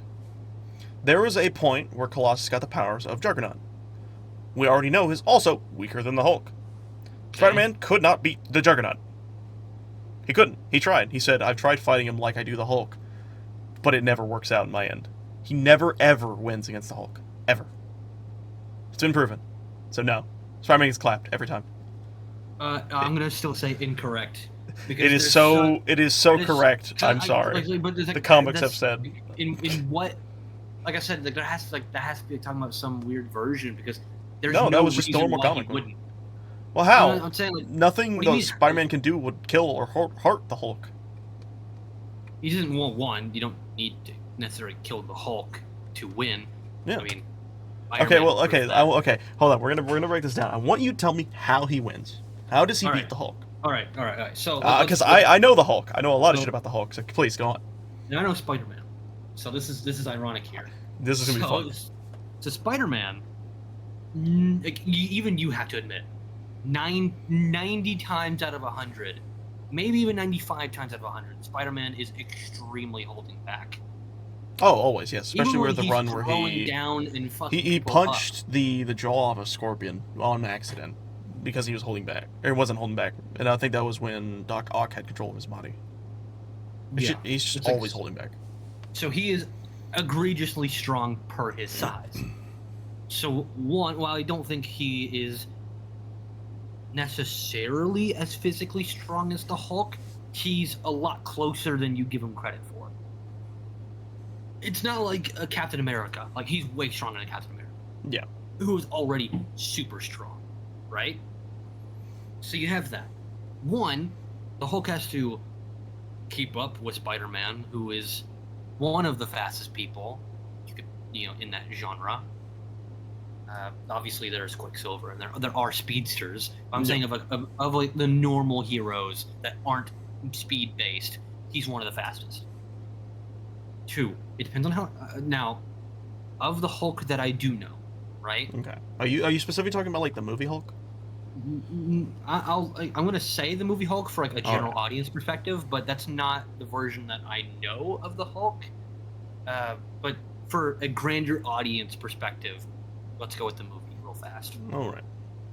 The movie Hulk is essentially tied with Thor as far as strength goes. In Ragnarok, he barely beats Thor, and in every other instance, Thor beats him. So it's like they seem to be physically equals. Until you get Professor Hulk, and then he gets weaker, but whatever. Normal Hulk, as we're talking about. Which makes me almost think that even in the Marvel version, well, at least in the Disney version of Marvel, to be more accurate, Spider-Man is even stronger than both of them in that version, which is not what I think in the comics at all. I do think the Hulk is stronger than Peter. Or in the comics, Hulk claps, but if we're going to the movies, absolutely. This will be interesting. Yeah. If we're only talking about movies, I don't even think it's a question. Like, so, okay. Spider-Man fucks him up. But talking about comics specifically, it's a lot more of an even fight. I don't think so. But even if they, I'll explain afterwards. I don't see how he could you can't outsmart him. You're not going to outsmart Peter Parker. Most people can't even outsmart Peter Parker, let alone Hulk. He's pretty close to his strength. He's way faster. And yes, Hulk does have a lot of moves that he never uses in the movies, or at least not in the Avengers timeline movies, which I think is sad. It's none of them that I can really think of would affect Spider-Man enough to really matter, unless you're in like an open plain area. Like if you're in the middle of Kansas or in the desert, sure. But if you're in like New York, grabbing Spider-Man is damn near impossible. like genuinely, people have done it. So what I will say is your biggest thing is grabbing Spider-Man. That's the whole thing. Is his speed is Spider-Man's greatest weapon, I would say and I speed agree. Combined with strength. Yeah. However, I must state that even talking about the movie situation, Hulk is still vastly stronger. Vastly, because I want you to remember a lot of the strength feats that version of Peter had, right? Yeah. And now I remember when in the first Avengers movie, Hulk decided to Hulk out. The first thing he did was crush the actual skull of one of those gigantic Leviathan things. Just easily. Yeah. And then just moved on to the next. He Yeah. was destroying creatures that were the sizes of buildings. Like nothing. Yeah. Yes. Peter never did anything like that. He's never shown that level of strength. The Hulk did that casually. I need to stress, casually. Yes. So immediately their strengths are two different scales. He's strong, yes, don't get me wrong. But he's not the Hulk strong. And now, And speed. admittedly, to both of them, the movies do not Oh, do no. them credit. They don't do them credit, no. Because, and I will state this, in the comic books, it's even worse for Peter Parker. The Hulk in the comics is obscenely strong. Like, he's stupid. But in the movies, we're going to move on to speed. In the movies, Spider-Man's speed is still pretty damn good. I actually think they slow him the fuck down, though. Yeah. Like, he's fast, but he's way slower in the movies. But I don't think he needs to catch up to Peter. You want to know why? Go for it. The pickup? Yeah, and I actually thought about that. That is a move that would do nothing to Peter Parker. Except it would if he... Specifically. No, except Like- it would. Because it How? creates, one, when the Hulk claps, not only does it create a sonic shockwave, it creates an actual shockwave. Like a Yes. big blast. It's like Yes. an explosion that happens around him. It's a wave cannon. Yeah. Is what it is. Yeah. So it would immediately, upon being heard, it would destabilize Peter. He would be holding his head like, oh fuck, what's happening? And then he'd be fucking knocked away. Which then would leave the Hulk to jump in and start pounding. Alternate timeline here. Okay, even if he hits him with the clap, which I don't think he would at all. That's Even if he actually, got that he's far. done that before to people like Peter. It's actually a very Well- common move he uses. Well, I'm saying, like, even if he hits him with that, now you gotta actually track and grab Peter, who. I even think if you you're hit him, misunderstanding he how can- fast the Hulk is, by the way. It's no, it's no, I'm not. That's the thing. It's like Hulk is very fast. He's exceptionally fast. You're talking about someone who is damn near Ultra Instinct fast as far as reaction time. Even if Oh, you he's knock not. down Peter, the idea that you can even approach him without him knowing it is literally impossible. Like, the spider sense is built to by the time you think of getting close to him, he already knows about it. He Like, does, yes, but we've seen So- in multiple times where it can be overloaded with danger, That is true. and that causes him That's true. that causes him to be distorted, disoriented. The That is clap true. would immediately disorientate him, and then just the Hulk going after him would probably drive his thing insane. But that's what I'm wondering is I don't know if the clap would, because it's so different to what you see in other instances. Like, yes, could it? Yes. But would it in every instance? I don't know. I think it would, because as you said, Spider-Man, in all honesty, he wouldn't even want to be near the Hulk. And the spider webbings, he tried to web him down, but he wouldn't hold him down forever. So he'd want to keep his distance. The issue is, Yeah. the moment the Hulk gets annoyed at him flying around him, he claps. And that shockwave just does that. Or he starts throwing shit. What's going to happen when he starts throwing fucking, like, chunks of land? He's done that before. What happens when he starts throwing buildings? Well, one, Spider-Man doesn't have fall damage, so the moment you throw something at him, he would just grab it and hold on to it. Exactly. So, like, But then you throwing something at him doesn't hurt him. it doesn't, but it's a good distraction. At least if it's big. If it's small. So I want you sure. to imagine this, right? Because the Hulk has done this type of thing before, where it's like, and this is I've seen in a lot of shows, where it's like you throw one big thing, and then you throw yourself, and the person gets around the big thing, and then they see you're right there. Yeah. And a lot of this stuff just more means is a means of disrupting or disorientating Spider-Man for him to get a single hit, because that's all it would take. At the end of the day, one hit is all it needs. Especially if we're going for the kill.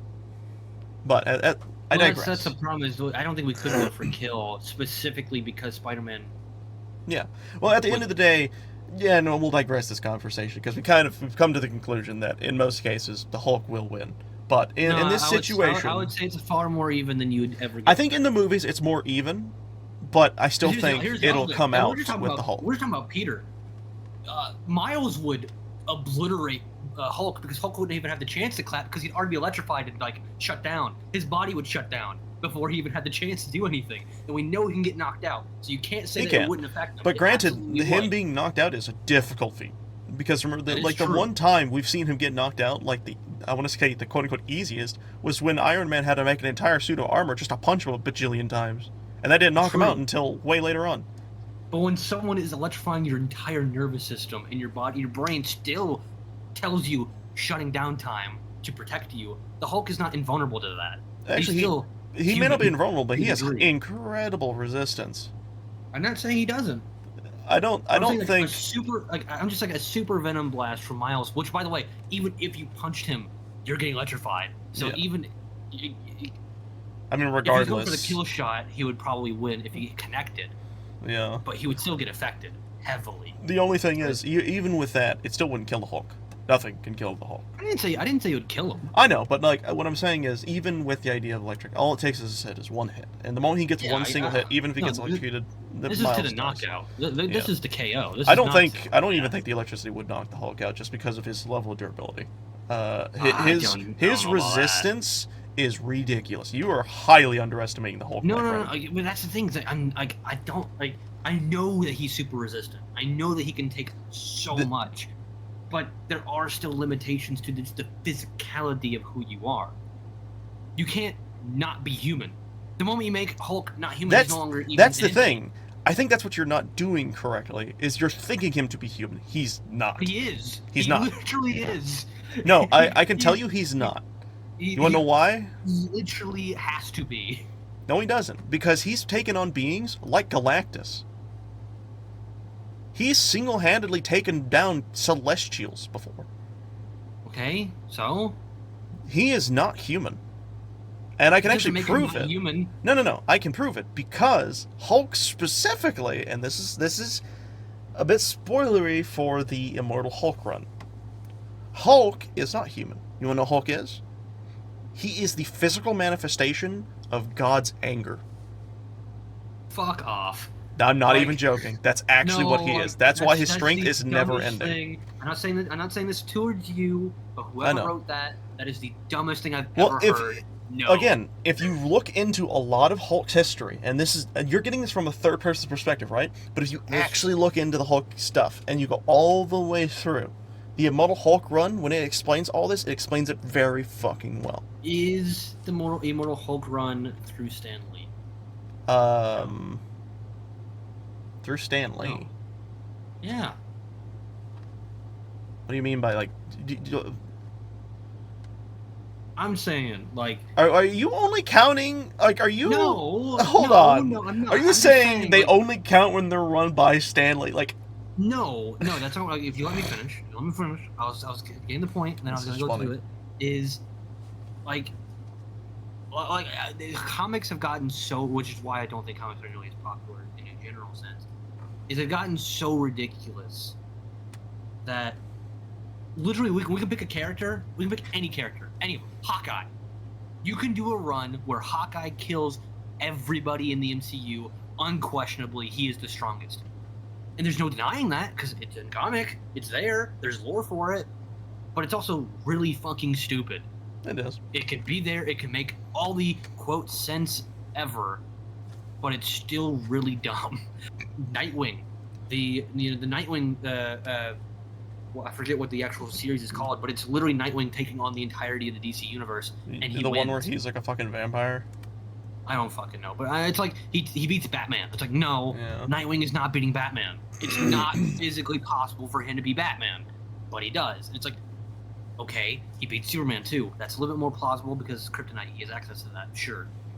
But it's like, come on. Really? One, Dick Grayson wouldn't do that. Two, at what point are we just getting ridiculous? Like, seriously, stop it. You can have a few overpowered characters. Here's the thing. Fine. With the Hulk run specifically, they've never explained and tried and true what the Hulk is. Because the Hulk, the way he acts, how he is beyond just a separate personality. Because the original theory, and the original situation that they were explaining, was he is a manifestation of Banner's anger towards his father. He is effectively, or at least was originally, the defense mechanism. Here's the question. So from Stan Lee's run of comics, so this is where because how I know that you were saying like how are you really doing that, but to get to its bare bones, real fast, from Stan Lee's portion, who conveniently made both of the characters we're talking about. Back when the Hulk was gray. Yes, and back when Peter was much more of a kid. He wasn't as traumatized. He was still traumatized, but not as traumatized. Which neither of them were nearly. I think we can both agree. Neither of them were nearly as strong as they are now, as they were then. Not. But even then, the Hulk, to my understanding of the original series, not only was literally caused through Banner, like he was created through things that Banner did, but even more that he was more of an accident. No, not only an accident, but it was a metaphor for, like you were saying, his internal rage or more human anger. He's that side of humanity as a whole, unleashed upon the world. So now taking that to God's anger, which yes, biblically God can, like I said, you can get angry. It's not a lashing out anger, so it doesn't make any sense inherently. You saying those, like, that phrase doesn't even make any sense because it's counteractive. Like, it's not how that works. What do you mean? That's counteractive to what? Well, saying that he's the manifestation of God, like of God's anger, going with that. Okay, hold on. I think I see what you're doing, and you're doing it wrong. Not God is in the Bible, as in the one above all. In comics. I'd say they are two different things. Thing, but okay. They're two different things. Because God in... Like, Christianity exists in Marvel. But he is not the same... Like, that whole entity is not the same as the Marvel's one above all entity. No. So, think of it more as a cosmic entity more than anything. It has an understanding of emotions, but it doesn't do it in the same way that we do. Pause for a second. I want to take the phrase you just said. Think of it as a cosmic entity side of Marvel. You know, like, how ridiculous that sounds. Like, of course. Imagine like you're in the 30s and Batman is just coming out. You are a kid in the 30s. The great Detective Comics just came out, and you think, and this is like Batman. You don't even know he's Bruce Wayne yet. This is some dude doing Detective Comics with casual villains with cops, and you're thinking one day that guy's gonna kill God. No, you're not thinking that. That is so dumb. Comics have gotten so stupid. Well, no, because the difference between I feel like Marvel and DC is Marvel's done something really well. And that is, they fleshed out their cosmic scale. Like, in Marvel, you understand the entities beyond, because you know what they are and how they work. The one above all is just one facet of, like, everything else. There is stuff probably still beyond him. At least it's hinted at. How can you be one above all if there's something because above there's you? well, let me explain it like this. The one above all knows he's in a comic. Yeah, and I know that. That type of thing is what I mean. Yeah. But in the situation of the one above all, you go below him, you have all these other aspects of, like, existence. You have eternity, you have infinity, you have the multiversal version of infinity. There's the Living Tribunal, who is in a similar extent, like the DC side, he is very similar to the Spectre. Very similar to the Spectre. Do you realize you're proving the point that how ridiculous this is? Well, this is basically what they did is, in like Marvel, they didn't just want it to be one god and all that. And it's obviously difficult to do that because they already have, like, the Greek and the fucking... Why can't I remember their name? Come on, you can do it. Why can I not think of what they're... the Nordic gods. Okay. You have, like, all that, and you have even the Egyptian gods. You have all of the gods that exist. And then beyond that, you have the cosmic gods, effectively, the entities beyond. It doesn't just stop with the ones in the books. Right? That's how Marvel and shit works. And even in the sense of DC, they also have a similar thing. Because there is Zeus and shit like that, as we know with Wonder Woman. They all also have those cosmic entities. And also, DC also has horrendous cosmic entities as well. A great example of that was the whole thing with Dark Metal and Perpetua, and ugh, that was not a good run. Good run or not, it's so... It's convoluted and it's a lot. It's so... think It's of, like, too much. Attack on Titan. By the end of Attack on Titan, you didn't care because it was so much. Like, remember when this was simple and it was fine and it was clean, and you just did so much with it that no one cares anymore. It's like... But... when you keep saying, oh, there's, like, for the love of God, Dragon Ball. How many times can you tell me that there's someone stronger before there's nobody? Come on! Like, every time that you're like, this is the peak, there's magically, somehow, because they just need to write it, there's someone above that. Yeah. Well, I mean, that's just how those type of shows go. When it comes to stuff like this, there's always a bigger fish to fry. But it doesn't need to be. It does not need to be. Yeah, but this is the world of at the end of the day, this is the world of entertainment. There always needs to be something to keep the entertainment going. And in the sense of Dragon Ball, there always needs to be something to fight. There always needs to be something bigger to fight. I'm not saying there doesn't need to be a fight. But the idea of going above what you've already stated is the best 80,000 times, it no longer matters. Why even say that someone's the best ever? There's no point in saying it because you know that's a lie. Just like, okay, you know what Dragon Ball should be doing? Instead of making Goku even stronger and then finding some entity that's magically stronger than he is that they've never heard of, somehow fight him, be on his level or even above his level so he can once again overcome. How about instead you take Goku and Vegeta completely out of it and you make new characters that aren't nearly as powerful that have to go through the same hero's journey from the beginning. You know, Pan, Bola, Goku, Goten, Trunks, they are significantly weaker. Have them go through the gaining process of getting stronger and stronger and stronger. That would be far more entertaining. It would be more entertaining. But the only issue, and it always comes down to this, because it's the same reason you don't see comic book characters fully die. They always come back at some point in time. The reason they don't do these kind of things, and again, this isn't, like, against anyone's opinion on this, it's just how it works, is it doesn't sell. That's the situation with this kind of shit.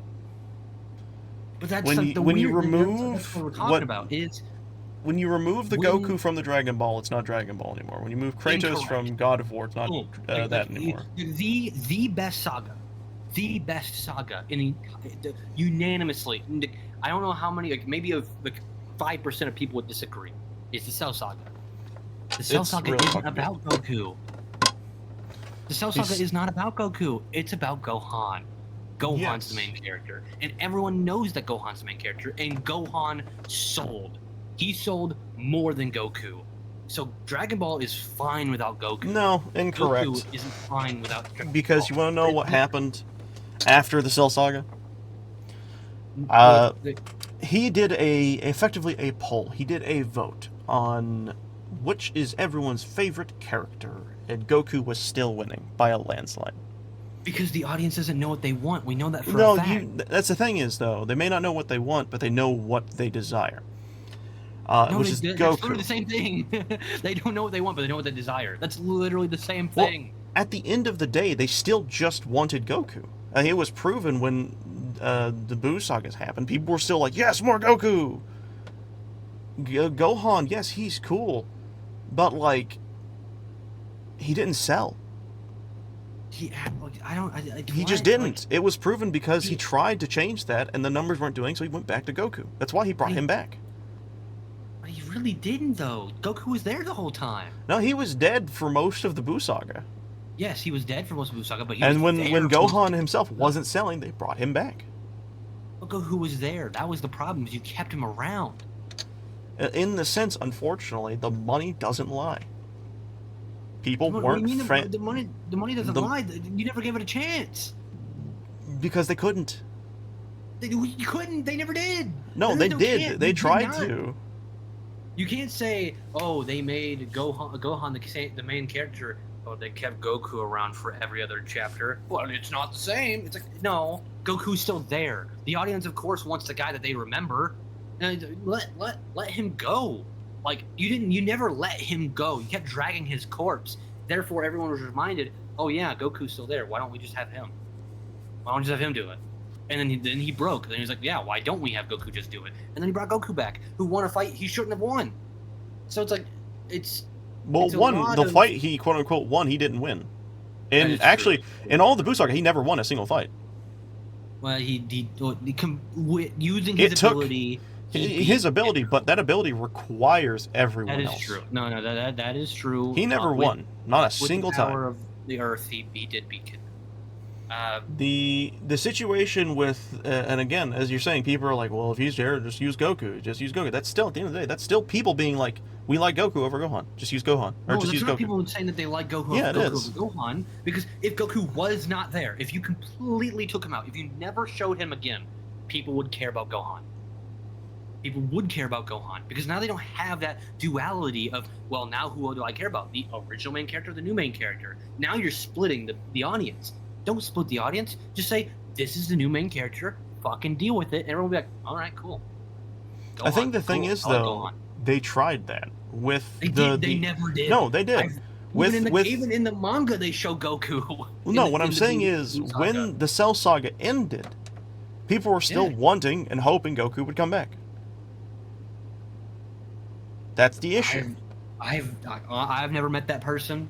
I've never met that person. Well, especially like right now with Super, how they've handled Goku. No one likes Goku anymore. Like Vegeta's the new everything. Yeah. And that's also because they ruined Gohan. Yes. So it's like, and it's not just Dragon Ball. Dragon Ball is the example. There's so many times where you're just like, pass the fucking torch. But if you're gonna pass the torch, you have to actually pass it. You can't like pass it. You can't do that. You can't hold on to the stick while trying to like, you know. Like, I do agree. There are things where it's like the torch should be passed. Here's the thing. Let's say this. Michael Phelps himself said the reason, like after he retired in 2016, he did not go to the 2020 swimming competitions for the Olympics. The reason why is because he said on a podcast, he said the reason I didn't go was because if he was sitting in the crowd, no one would be caring about who's swimming. They wouldn't even care about who the gold medalist was. They would care that the 18 or 16-time gold medalist was in the crowd. He is a distraction automatically because of who he is. Goku is a distraction because of who he is. You can't have a new main character if he's still around. You had to fully and ultimately get rid of him, and Akira Toriyama was not willing to do that. Yeah, because he was scared that the money would drop.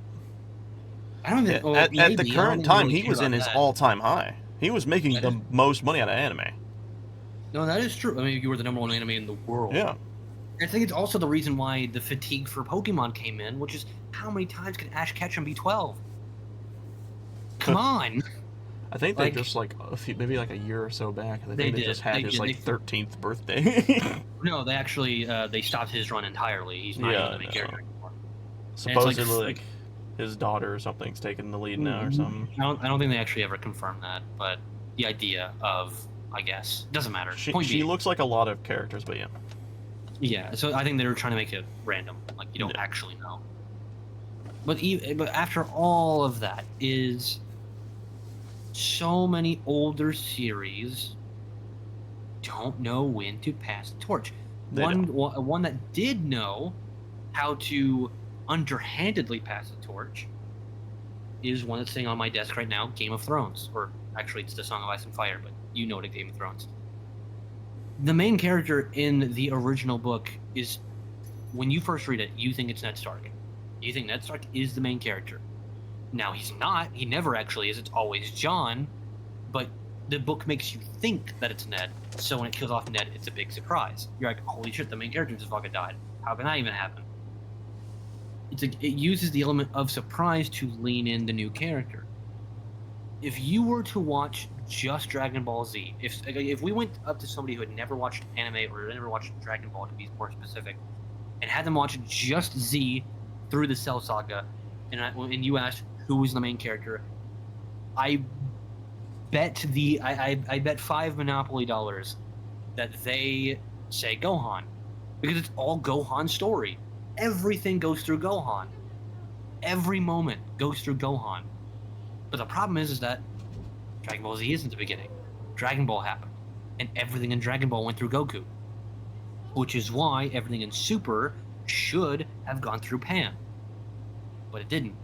And now people don't like it. Because it's the same thing. You gotta learn when to take out Old Yeller and put him the fuck down. To be fair, the reason people don't like Super isn't because of Pan or that. It's because of how they handled all the characters. No, that's the only character they've handled well is Vegeta, and I don't even think they handled him amazingly. No, that's my point. Is that like it's not about Pan specifically. I mean, they didn't really give Pan a chance. Because like, it's not that people love Pan all this much. It's that people should love Pan because she should have been the next main character. She should and easily could have had what Gohan had. But now they're just rehashing Gohan to try to make him the new package. But he's the old package now. You can't do that again. You only get it once. And it's like, you do have a chance. You have a new generation that you can work with Bola and Pan. And I think it would work flawlessly. But you're just not willing to put Old Yeller down. So they can never grow as long as they're there. Yeah. Well, you can't. At the end of the day, with how Dragon Ball has become, it effectively is just a Goku story with side characters added on. And no one likes it. So it's like, what do you do? Well, I don't think no one likes it, because I know I like it. I like how they've handled a lot of the characters. I know there are other people who like it. Let me rephrase. But I do think there are moments that definitely need different paths. Let me rephrase. I still do like Dragon Ball. I'm not saying that I don't like Dragon Ball. I'm saying there are definitely things more now than ever they could have done differently and would have been better. Yeah. Everything could be done better. I want to change the entirety of what we're talking about. I know, that's what I was going to say, is because... I want to play a game. You want to... Oh. I want to play a game. Okay.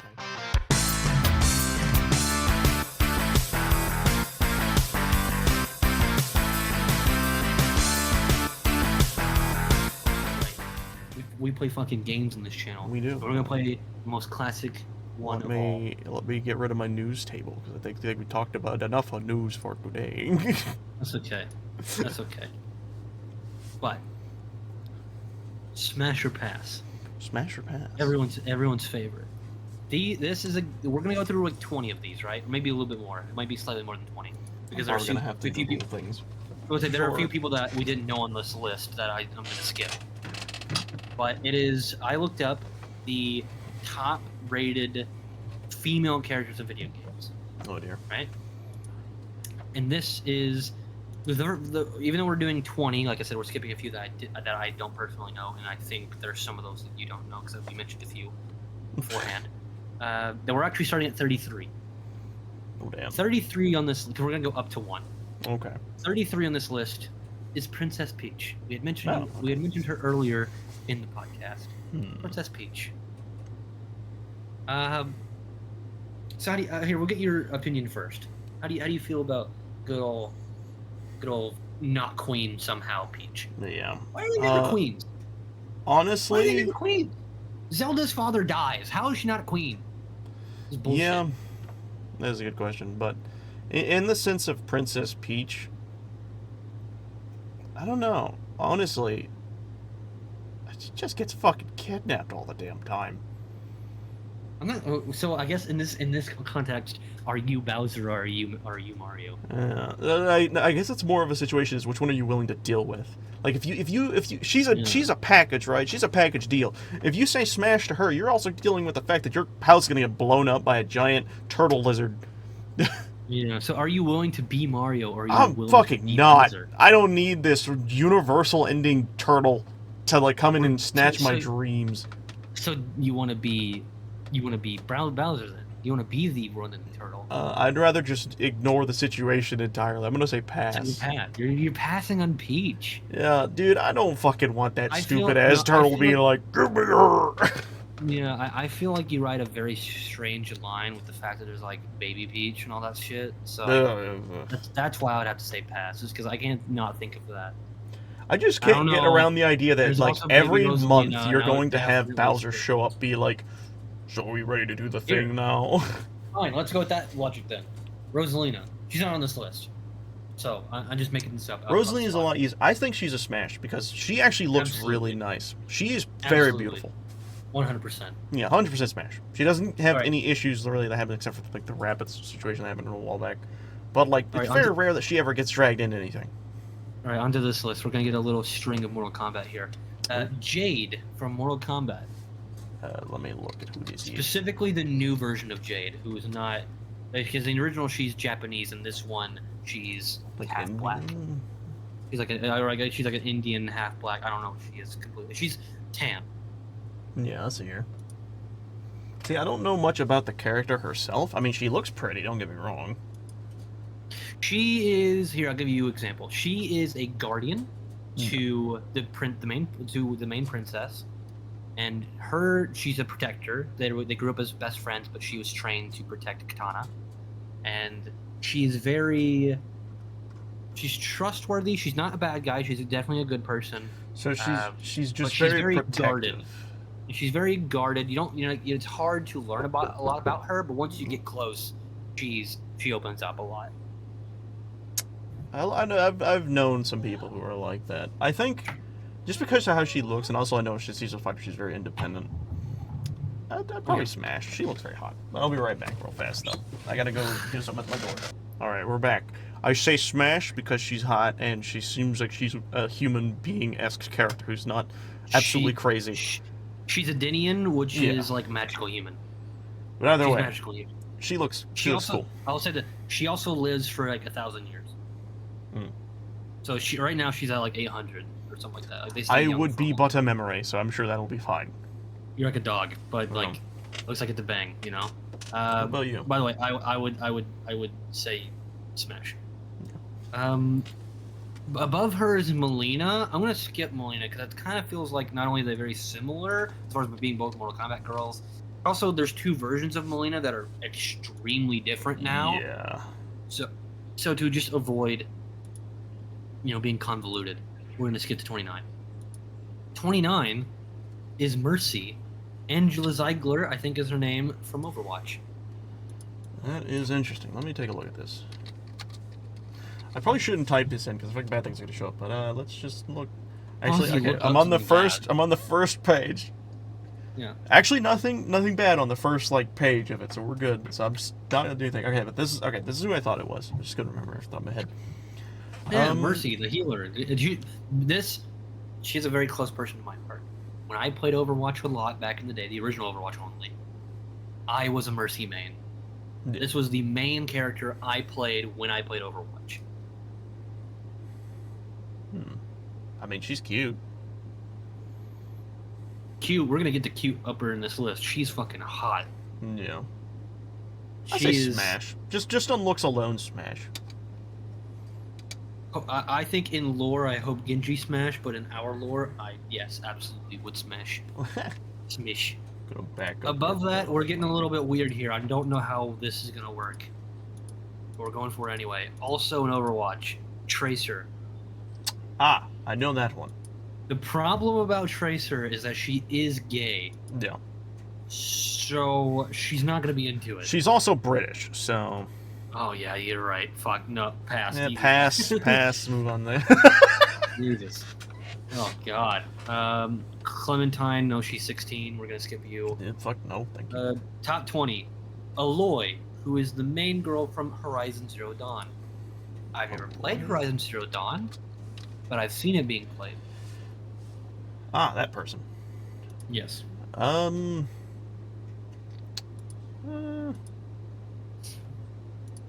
looking at images of her, alright? Yeah. If it helps you, I personally would say pass. I kind of want to say pass myself because I don't know. She doesn't look very attractive to me. That was a huge thing. Is that the game company wanted to make her more quote realistic, make her more like a real girl, but everyone's like, I don't play games to look at real people. I play games to look at fake people who are prettier than all of us. Well, no, here's the thing. I don't think she's not ugly by any standards. No, she's not. She's not. Yeah. You know who she reminds me of? She reminds me, because we were talking about Game of Thrones earlier, she reminds me of the girl who plays Ygritte, who's actually Kit Harington, the guy who plays Jon Snow's actual wife in real life. They got married during the making of the show. And, well, now, his wife, the girl who plays Egret, is way hotter, but they look very similar to me. It's mostly the red hair. To me, she reminds me of Thrud. Or Thrud, whichever her name is, from God of War. Oh, yeah. Now you say that, I can definitely see it. Yeah. Right, I'll say pass 18. for now. Oh, you didn't even answer. Yeah, pass. Okay. So 18, the easiest so far. Elizabeth from BioShock Infinite. Okay, let me look at this. You don't know? Oh yeah, you never played BioShock. I have not. You need to play BioShock. You need to play BioShock. Let's check this out. It's this chick. Good. Okay, I've seen her before. She looks young. How old is she? She is 1920. She is a fully grown woman. Okay. I mean, she's cute. I actually don't know how she act. Like, I don't know who she is personality-wise or anything like that. So, I've only seen like little bits of her. Okay, so I guess like, I don't want to like spoil too much by my answer, but also I feel like you don't know enough about her to give a correct answer unless I say something. So here is what I will say. If we're going off of looks alone, which you have to do, because yes, that's all you know in a about. sense, it kind of is depending upon the one I'm looking at, because there's one where she's wearing like this blue jacket, and then there's one where she's wearing this schoolgirl outfit. I don't care for the schoolgirl outfit, but I like the blue jacket. Blue jacket's the one she actually wears in game. Okay, I like the blue jacket. I think smash on the blue jacket version of her. The other one I'm not a huge fan of. Well, that's the actual version. So yes, smash on that. That's my answer. I would say absolute smash, because Elizabeth is not only absolutely adorable, but is completely. She starts out as like this princess in a castle kind of thing, where she has no idea about the outside world. You save her from that, and she starts slowly learning about the world, and she's super compassionate. But anyway, basically, she goes from almost naive, like almost childlike, to as she starts to learn about the world around her, she grows up very fast mentally, and by the end of the game, well, unless you do a time skip where you see an much older version of her, but like as far as the version of her that by the end of the game, she is like confident. She's a bit of a badass. She can fight for herself, or before you have to protect her. Like she grows very well, and it's why she not only is 18 on this list, but BioShock Infinite is one of the greatest games ever and is considered a masterpiece, is because in part of that girl right there. Speaking of another girl from an absolute masterpiece, Cortana. Oh. I don't even need to tell you what she's from. That's how iconic she is. She's a fucking AI. Yeah, but like, she got those hips though. See, that's the thing. Like, okay, you know what? Let's see. We're gonna play a game of test of the internet. I'm gonna type in Halo Cortana. And I'm just going to let Google go, and let's see how quick it does things. Okay. Surprisingly, decently safe. That's good. No, yeah. Because there are multiple iterations of her design. Yes, there are. I believe if you must know, on this list, they are using the one from Halo 4, I believe. Yes, because that's what I was going to say. The Halo 4 one, I actually liked the best. I think she looks the best in Halo 4. I don't remember the one from Infinite, but I think in Infinite she actually like wears clothes. Yeah. So. Well, no, that's a different version of her. It's not actually her. Yeah. But I think Halo 4 Cortana easily is a smash. Okay. Above that is Ellie, but I think Ellie is a teen the entire time, so we're gonna skip Ellie. Yeah, we're not gonna do that one. Number 15 is Catwoman, aka Selena Kyle, specifically from the Batman Arkham series. I have played this series on my channel, so I have not only previous knowledge, but active current knowledge about who this version of Catwoman is. I do not like. I've played. Look, have you played any of these games? I know I've played. I've played and watched Arkham. I just don't remember exactly which design because I've seen a bunch of Catwoman. Okay. This is the one I had thought of, though. I say that this is one of the. If I can give my answer first this time, I think this is one of the hottest versions of Selena Kyle. However, unless I'm a stand-in for Bruce Wayne, she would fuck me up. Yeah, no. She would fuck me up. Like she would steal shit from you. Like not only that, but like the way that she's treated in game is that she is definitely, if we're going like this, she's like a switch hitter, but like she wants, she really wants someone who's like absolute ultimate alpha, like dominant person, like Bruce Wayne. Yeah. Bruce Wayne is like the alpha in the room, no matter what room he steps into. And that's what she She's one of wants. those That's what she people who likes. always wants like the highest, like the strongest person. Well, it's more of like a who can control her kind of thing. Yeah. Think of, to a lesser degree, going back to Game of Thrones, Arya is someone who, like, she likes boys, but she knows in her brain that she would only really get with a boy who could be strong enough to control her. That's what she wants. That's her desire. Same thing here. Selena Kyle, this version of Selena Kyle, only really wants Bruce because Bruce would not only put up with her antics, but could reel her in. With like everything you said and me like having like known her about like the comics and shit, personally I think just to me she's a pass because of just all the antics she gets into. Like I don't want her shit being brought back to me. Yeah, I would say unless I am a stand-in for Bruce Wayne, no. Yeah, she's a pass. No, this is a pass. The exact opposite. 14, Claire Redfield.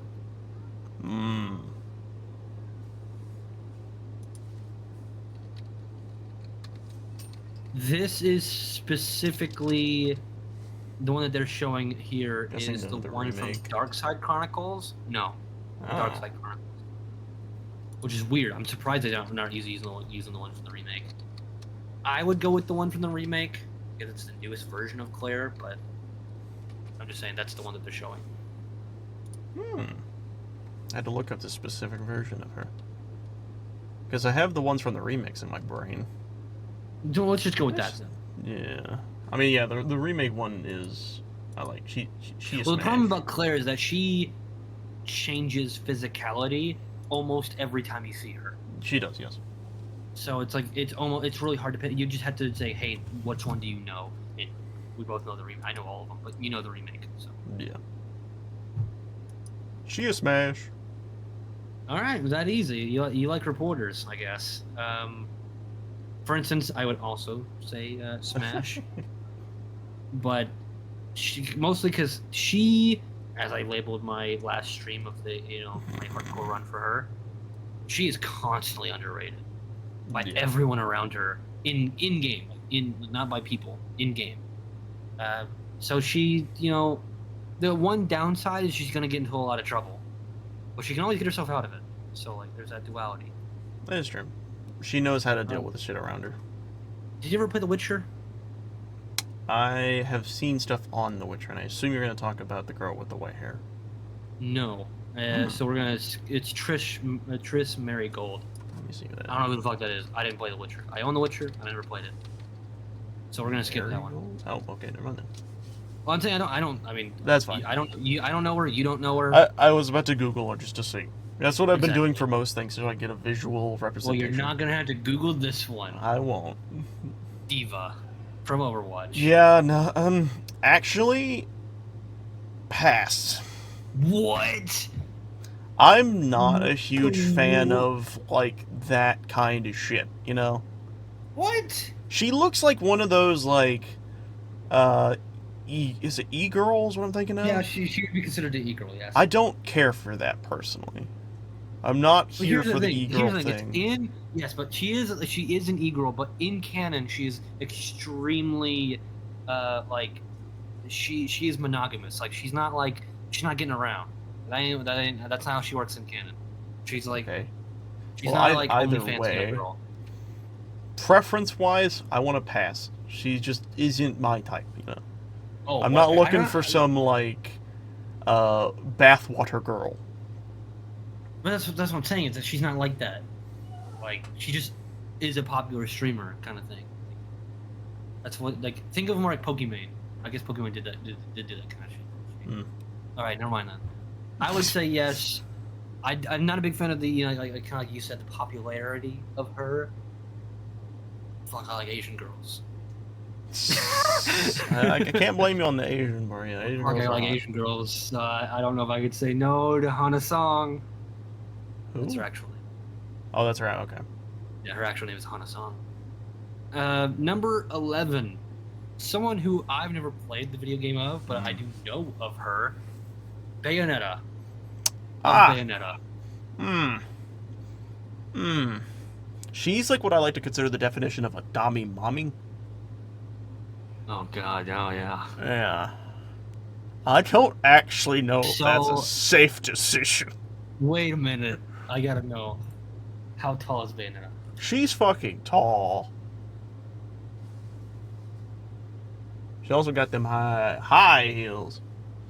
Oh my good. Okay, so Bayonetta height is not consistently defined, but estimates Bayonetta games suggest she's around 8 feet tall. Yeah, no, she's a big lady. Rachel Banana, a different individual, is 5'7". Okay, so never mind. So she's probably the only girl on this list who can look down on you because Yeah. you're 6 foot everything. I think I'm gonna say pass for a lot of reasons. So you don't like dummy mummies? Not particularly, what you're honestly, hearing? but my biggest reason is so she, much like let's just say in like the situation of just bringing bad shit to you. That's like her whole MO. She is, I Because she believe, in protects you the from it. game, she's a witch, right? Yeah, you got something wrong with witches? But she's dealing with shit that like is world-ending when she's just bored. So, But like, could she protect you from it? Like, she could you kinda, probably, yeah, like I don't doubt that she could protect me from it, So, but like, it's like her doing what? all of that and then just coming back to me. I don't know. do you think you'd be too mundane or something? Well, Probably. Have you seen the shit she does? I'm saying like this is in the instance that she wants you. So like she wants that. Like she wants to come home to like her like you're fucking like what's that one movie? But you're like the dad mom, you know, like you're stay at home dad and kind of thing. Like that's what she's coming home to. She likes that. I'm going to say pass, regardless, because just Alright. the way she acts and how she is just a negative for me. I can't I can't do 8 foot tall. 8 foot tall is that's too much. fucking ridiculous. I'm gonna say pass. Okay, we're finally top 10. Number 10, back to Resident Evil, Ada Wong. So Ooh. back, and she's Chinese, I believe. Yeah. So Still Asian. back to Asian. However,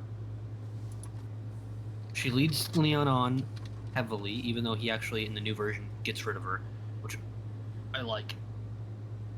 But she's a spy for the Yeah. bad guy. And even though we're saying that in this instance, besides Tracer, they want you. So it's not like Ada who still likes Leon, but you're there. Like she wants you specifically. But she is still who she is. Yep.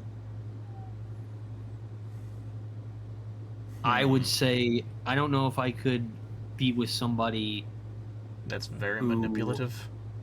who not only so manipulative, but doesn't care about pretty much the end of the world.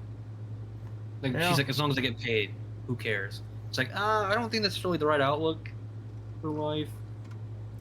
I'm just saying, it's not me, it's her. Like it's like I'm just saying, like you know, we're not on the same path. Yeah.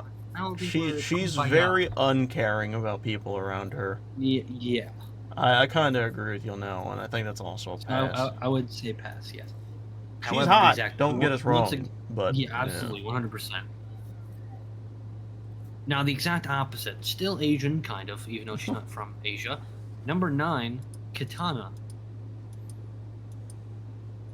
who, if you want to know, is canonically, she's Japanese in look, but she is Adinian, as previously said with Jade.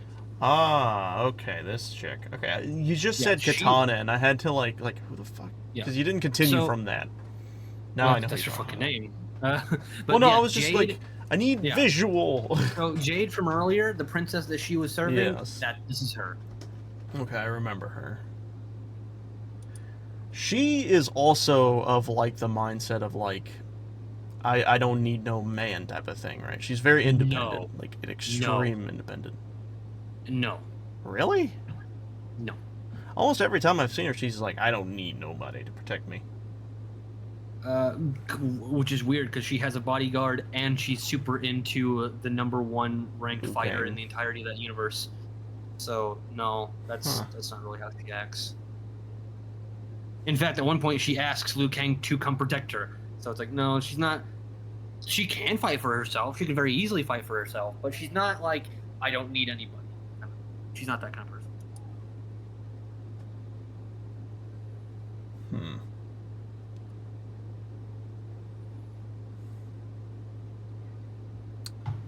Honestly, I'm looking at like the images of her. Kind of feeling a bit more of a pass. Really? Yeah. Look up specifically Mortal Kombat 11. That's my favorite version of her. And that version, without a shadow of a doubt, absolute smash. 100%.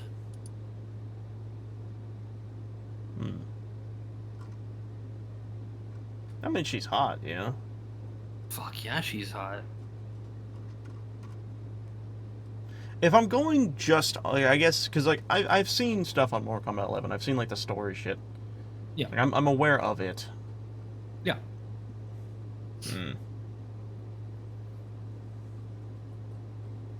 I don't know. I think I'm just gonna stick with my gun and say pass. She's not doing it for me, you know?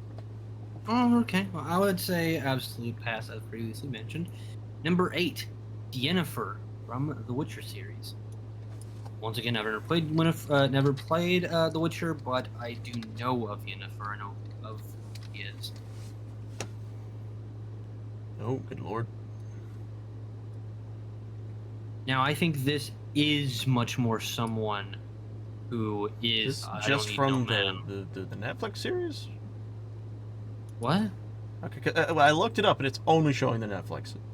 She's in the original trilogy video games. So. Just type in game next so I can actually just get the game version. Yeah. Okay. So yeah, unfortunately, I don't know much about this character. Yeah, I don't know too much better. I would say pass by the way. Yeah. I have no idea what she's about. I have a little description here. If you want, do you want me to read it? Sure. Yennefer from Venerberg. Fuck that up entirely, but I'm gonna keep it. Why not? We roll. From the Witcher series is a captivating sorceress with a mind as potent as her magical abilities. Her character is marked by her relentless pursuit of power and her fierce independence. But it's her evolving relationship with Geralt and her maternal affection towards Kiri that truly humanize her. Yennefer's striking balance between cold pragmatism and hidden warmth makes her one of the most compelling characters in the series. A compelling character, this is me now. A compelling character, maybe, but wifey material, no. I pass. The idea of like always searching for more power feels like it could always lead to something that's like, I don't know, costy, if you will. Yeah. This one is a little bit more 50-50 for me, because she is very hot. But... I'm perturbed here. Okay, so you remember what I read? Her maternal affection towards Kiri? Yeah. Did you look up who that person was, I'm guessing? Nope. Guess who's 2 places above this at number 6? Uh-oh. Kiri, who is a fully grown woman, which makes me concerned about Yennefer. Well, I guess, because, so here's a question, I guess, because we know, like, in The Witcher they have, like, magics and shit. So Yennefer's probably, like, a lot older than she looks. Probably. I think I'm also going to say pass, unfortunately. Okay. Number 7. Chun-Li of the Street Fighter series. Oh. That's a fun one. She is known as being one of the first female fighters in all of video games. Yep. I kind of want to say Smash. I kind of want to say Smash, too. Because the thing is, with her, especially if you look at like a lot of her more recent adaptations, you're gonna get smashed. I'm okay with that. She's thicker than a bag of bricks. Yeah, but sometimes you gotta play the other side, man. Like, yeah, sometimes you gotta take the punishment to receive other things. Exactly. I'm gonna say I'll take it. I'm gonna I'll take say it. Smash, please. Yes. All right, Smash is all around. Next is Kiri, but since we don't really know this person, we're gonna skip over her. Yeah. Sorry, Kiri. She's the white-haired girl, by the way. Okay. So number 5. Now, after this are all people we know, like 100%. Like, if you don't know any of these people, what rock have you been under? This will be fun. Number 5, someone dear to your heart. Oh dear. Princess Zelda. I fucking knew it. I'm surprised she's actually up so high. Number 5. Okay, so here's the thing. There's a lot. Which one did they Yeah. specifically show? They show. What does she look like? I think that's Twilight Princess. It's her being very tall with dark brown hair. Yeah, that would probably be Twilight Princess. But my favorite version is Breath of the Wild. The short hair, specifically. Short hair. I like short hair on girls. So short hair. Was similarly going to agree. When it comes to design-wise, I do think, in my case, Tears of the Kingdom. I love the Tears of the Kingdom design for Zelda. I think that is She the has short hair in best. that one, doesn't too, doesn't she? She does, yes. Her Okay, design in Zelda. No, I'm talking about when she's a dragon. Oh, yeah.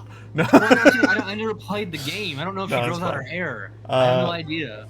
But yeah, no. In Tears of the Kingdom, she is... Actually, does she have... Hold on. Yeah, she has short hair. She has short hair in Tears of the Kingdom. I'd probably say that one is, I guess, my favorite design of her. All right, And then when let's it go with that comes to TP, let me look at Twilight Princess Zelda. So here's again. here's the problem. No matter which version of Zelda this is, am I taking the place of Link? Like, am I gonna constantly come back one day? Like, I'm gonna die, and like one day I'm gonna regenerate and become a new Technically, version it's of me? not you every time. It is a different Link. So you're just now a new Link. Or actually, no. Link is not always saved to be with Zelda. So Really? that you could just be a normal person. But is Zelda always not with Link? I could not always be with Link. Yeah. Because they're a great example, actually, is Twilight Princess. He has a relationship, a bond with another woman in the game. What is it? It's Wind Waker, obviously because they're both children, or kind of. Obviously, they have no relation in like that form of things. In Breath of the Wild, it's heavily Breath of the Wild and Tears of the Kingdom, it's heavily implied that they're together. In Skyward Sword, also heavily implied that they like each other. But in like Most of the other Ocarina of ones, Time, it's not really. it's not. Yeah, and then other ones just it's not. So Well, anyway, we're you not could like be safe. that. You We're could us. be safe. This is what I'm saying. You could Would be you safe. smash Tears of the Kingdom, actual human being, well, elf, Zelda? Fuck it. I'm gonna say Smash. I'm Smash. Fuck yeah, you will. Short-haired specifically, absolutely. Yeah. Okay. Actually, new question. How old is Zelda? Oh fuck. Well, she's above 18, so that's fine. She's adult. Technically speaking, in Tears of the Kingdom, she's like 10,000 plus years old. I don't give a fuck. As long as she's physically above 18. Oh wait, I'm actually, that's fine. right. She kept herself alive in Breath of the Wild for a fucking long time. She's over 100 years old. I don't give up. As long as she's physically over age, I don't give a fuck. She can be as mentally old as I mentally kind older of than what she is. like legitimately that took me aback for a second. I completely forgot that. Yeah. I forgot that she was old as shit. Well, she's also an elf, so elves Yeah. like age slowly anyway. Speaking of someone who is not an elf, number 4, Jill Valentine of Resident Evil. I want to hear your answer to this one first. This one shows the original Resident Evil 3 version of Jill. That's not nearly my favorite. Do you like the My new favorite one, I'm version, guessing? no. My favorite version is from the HD remaster of the first game. Because in that game, she's cutesy. Like, she has the short hair. She always has. She usually has short hair, but she has like the short hair that looks really cute with the what do they call it? Beret. It's beret on. She's she's always been like slim, but in that one, she's like the most like feminine, I guess you would say. And that's the version I like of her the most. And one, smash. Get that other smish. What do you do? I smish. But Then after that, you get a little crazy. Like in the remake of 3, she's like super model, whatever. It's like almost too much. In 5, she's a completely different fucking character. Like she has blonde hair. It's like she's not a blondie before, but now she's suddenly a blonde. It's like, what happened? And then she just never is mentioned ever again. Technically, she's mentioned once more. Oh, she's in the first Revelations game, which is after 5. No. But after that, she's never mentioned again. It's like, the fuck. So, I mean, here's the thing: is she's also one of the few people on this list so far who's like a normal human being. Yeah. Like, yeah, she finds trouble, but she's not like, she's just a cop. Like, yeah. she's just a military agent at the end of the day. Later on, like, she's not someone who goes and seeks the end of the world. Like, to her, it's just a job that so happens to be connected with all these great evils. Yeah. So, especially for Resident Evil 1, I would say Smash. I think also Smash, because like I'm looking back at like the versions of her, and like they all look very fucking nice. So I'd say Smash as well. Number 3 from Burger Footways. Nintendo Universe. Come on, you couldn't just say the games that she's from? From the Nintendo Universe. I guess telling you what game she's from, you would already know. This character's from the Metro. Fucking knew it. Metroid Samus. Series. Smash! Of course it's Samus Aran, and of Take fucking me! Absolutely. Dude, if anyone said no to her, they'd be insane. No, the fucking blue. Oh, the fucking universe. Oh, it's so good. Oh, she's a Smash any day, dude. Yeah. Smish. Smish. That was easy. Number 2, Final Fantasy VII's Tifa Lockhart. Smash. Hey, I don't know anything about Final Fantasy. Dude, she, especially in the back and whenever they were like, especially in the back, like her ass, like no. Okay, so like the design of her now, hot, right? But back then it was funny hot, because like they had like cutscenes shit, they were good. But what was really funny is when you zoomed out into like the Final Fantasy like chibi model that you walk around the world with, they gave her honking tits, like huge tits. It was so fucking funny. Because, like, nowadays, she obviously doesn't have that shit. But, like, the internet blew up because she didn't have that shit.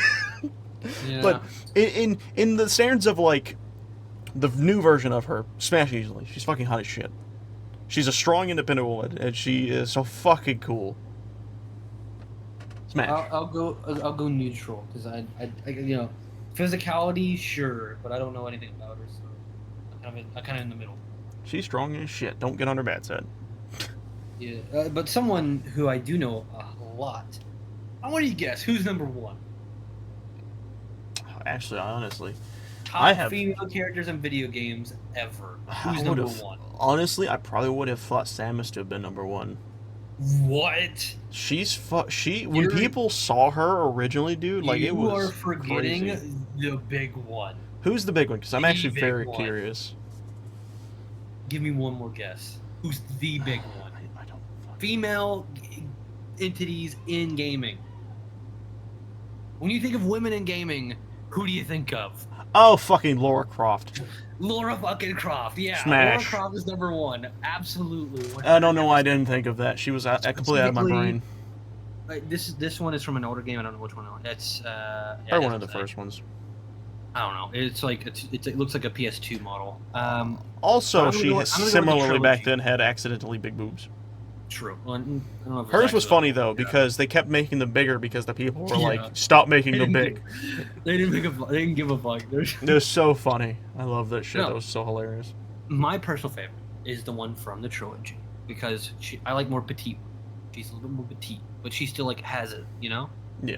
Like she still got those nice figure. I think she's like all across the board, she's a smash. She's cool as shit. Absolutely. She's rich. She's pretty cool as a personality. She's badass. She's not like a dominant person, but she's not like a pushover, but she's not like a dominant entity. Yeah, no. She's just like cool. She fucking checks all the boxes. The only thing I would like more is if she cut her hair short. I don't know. I like her ponytail.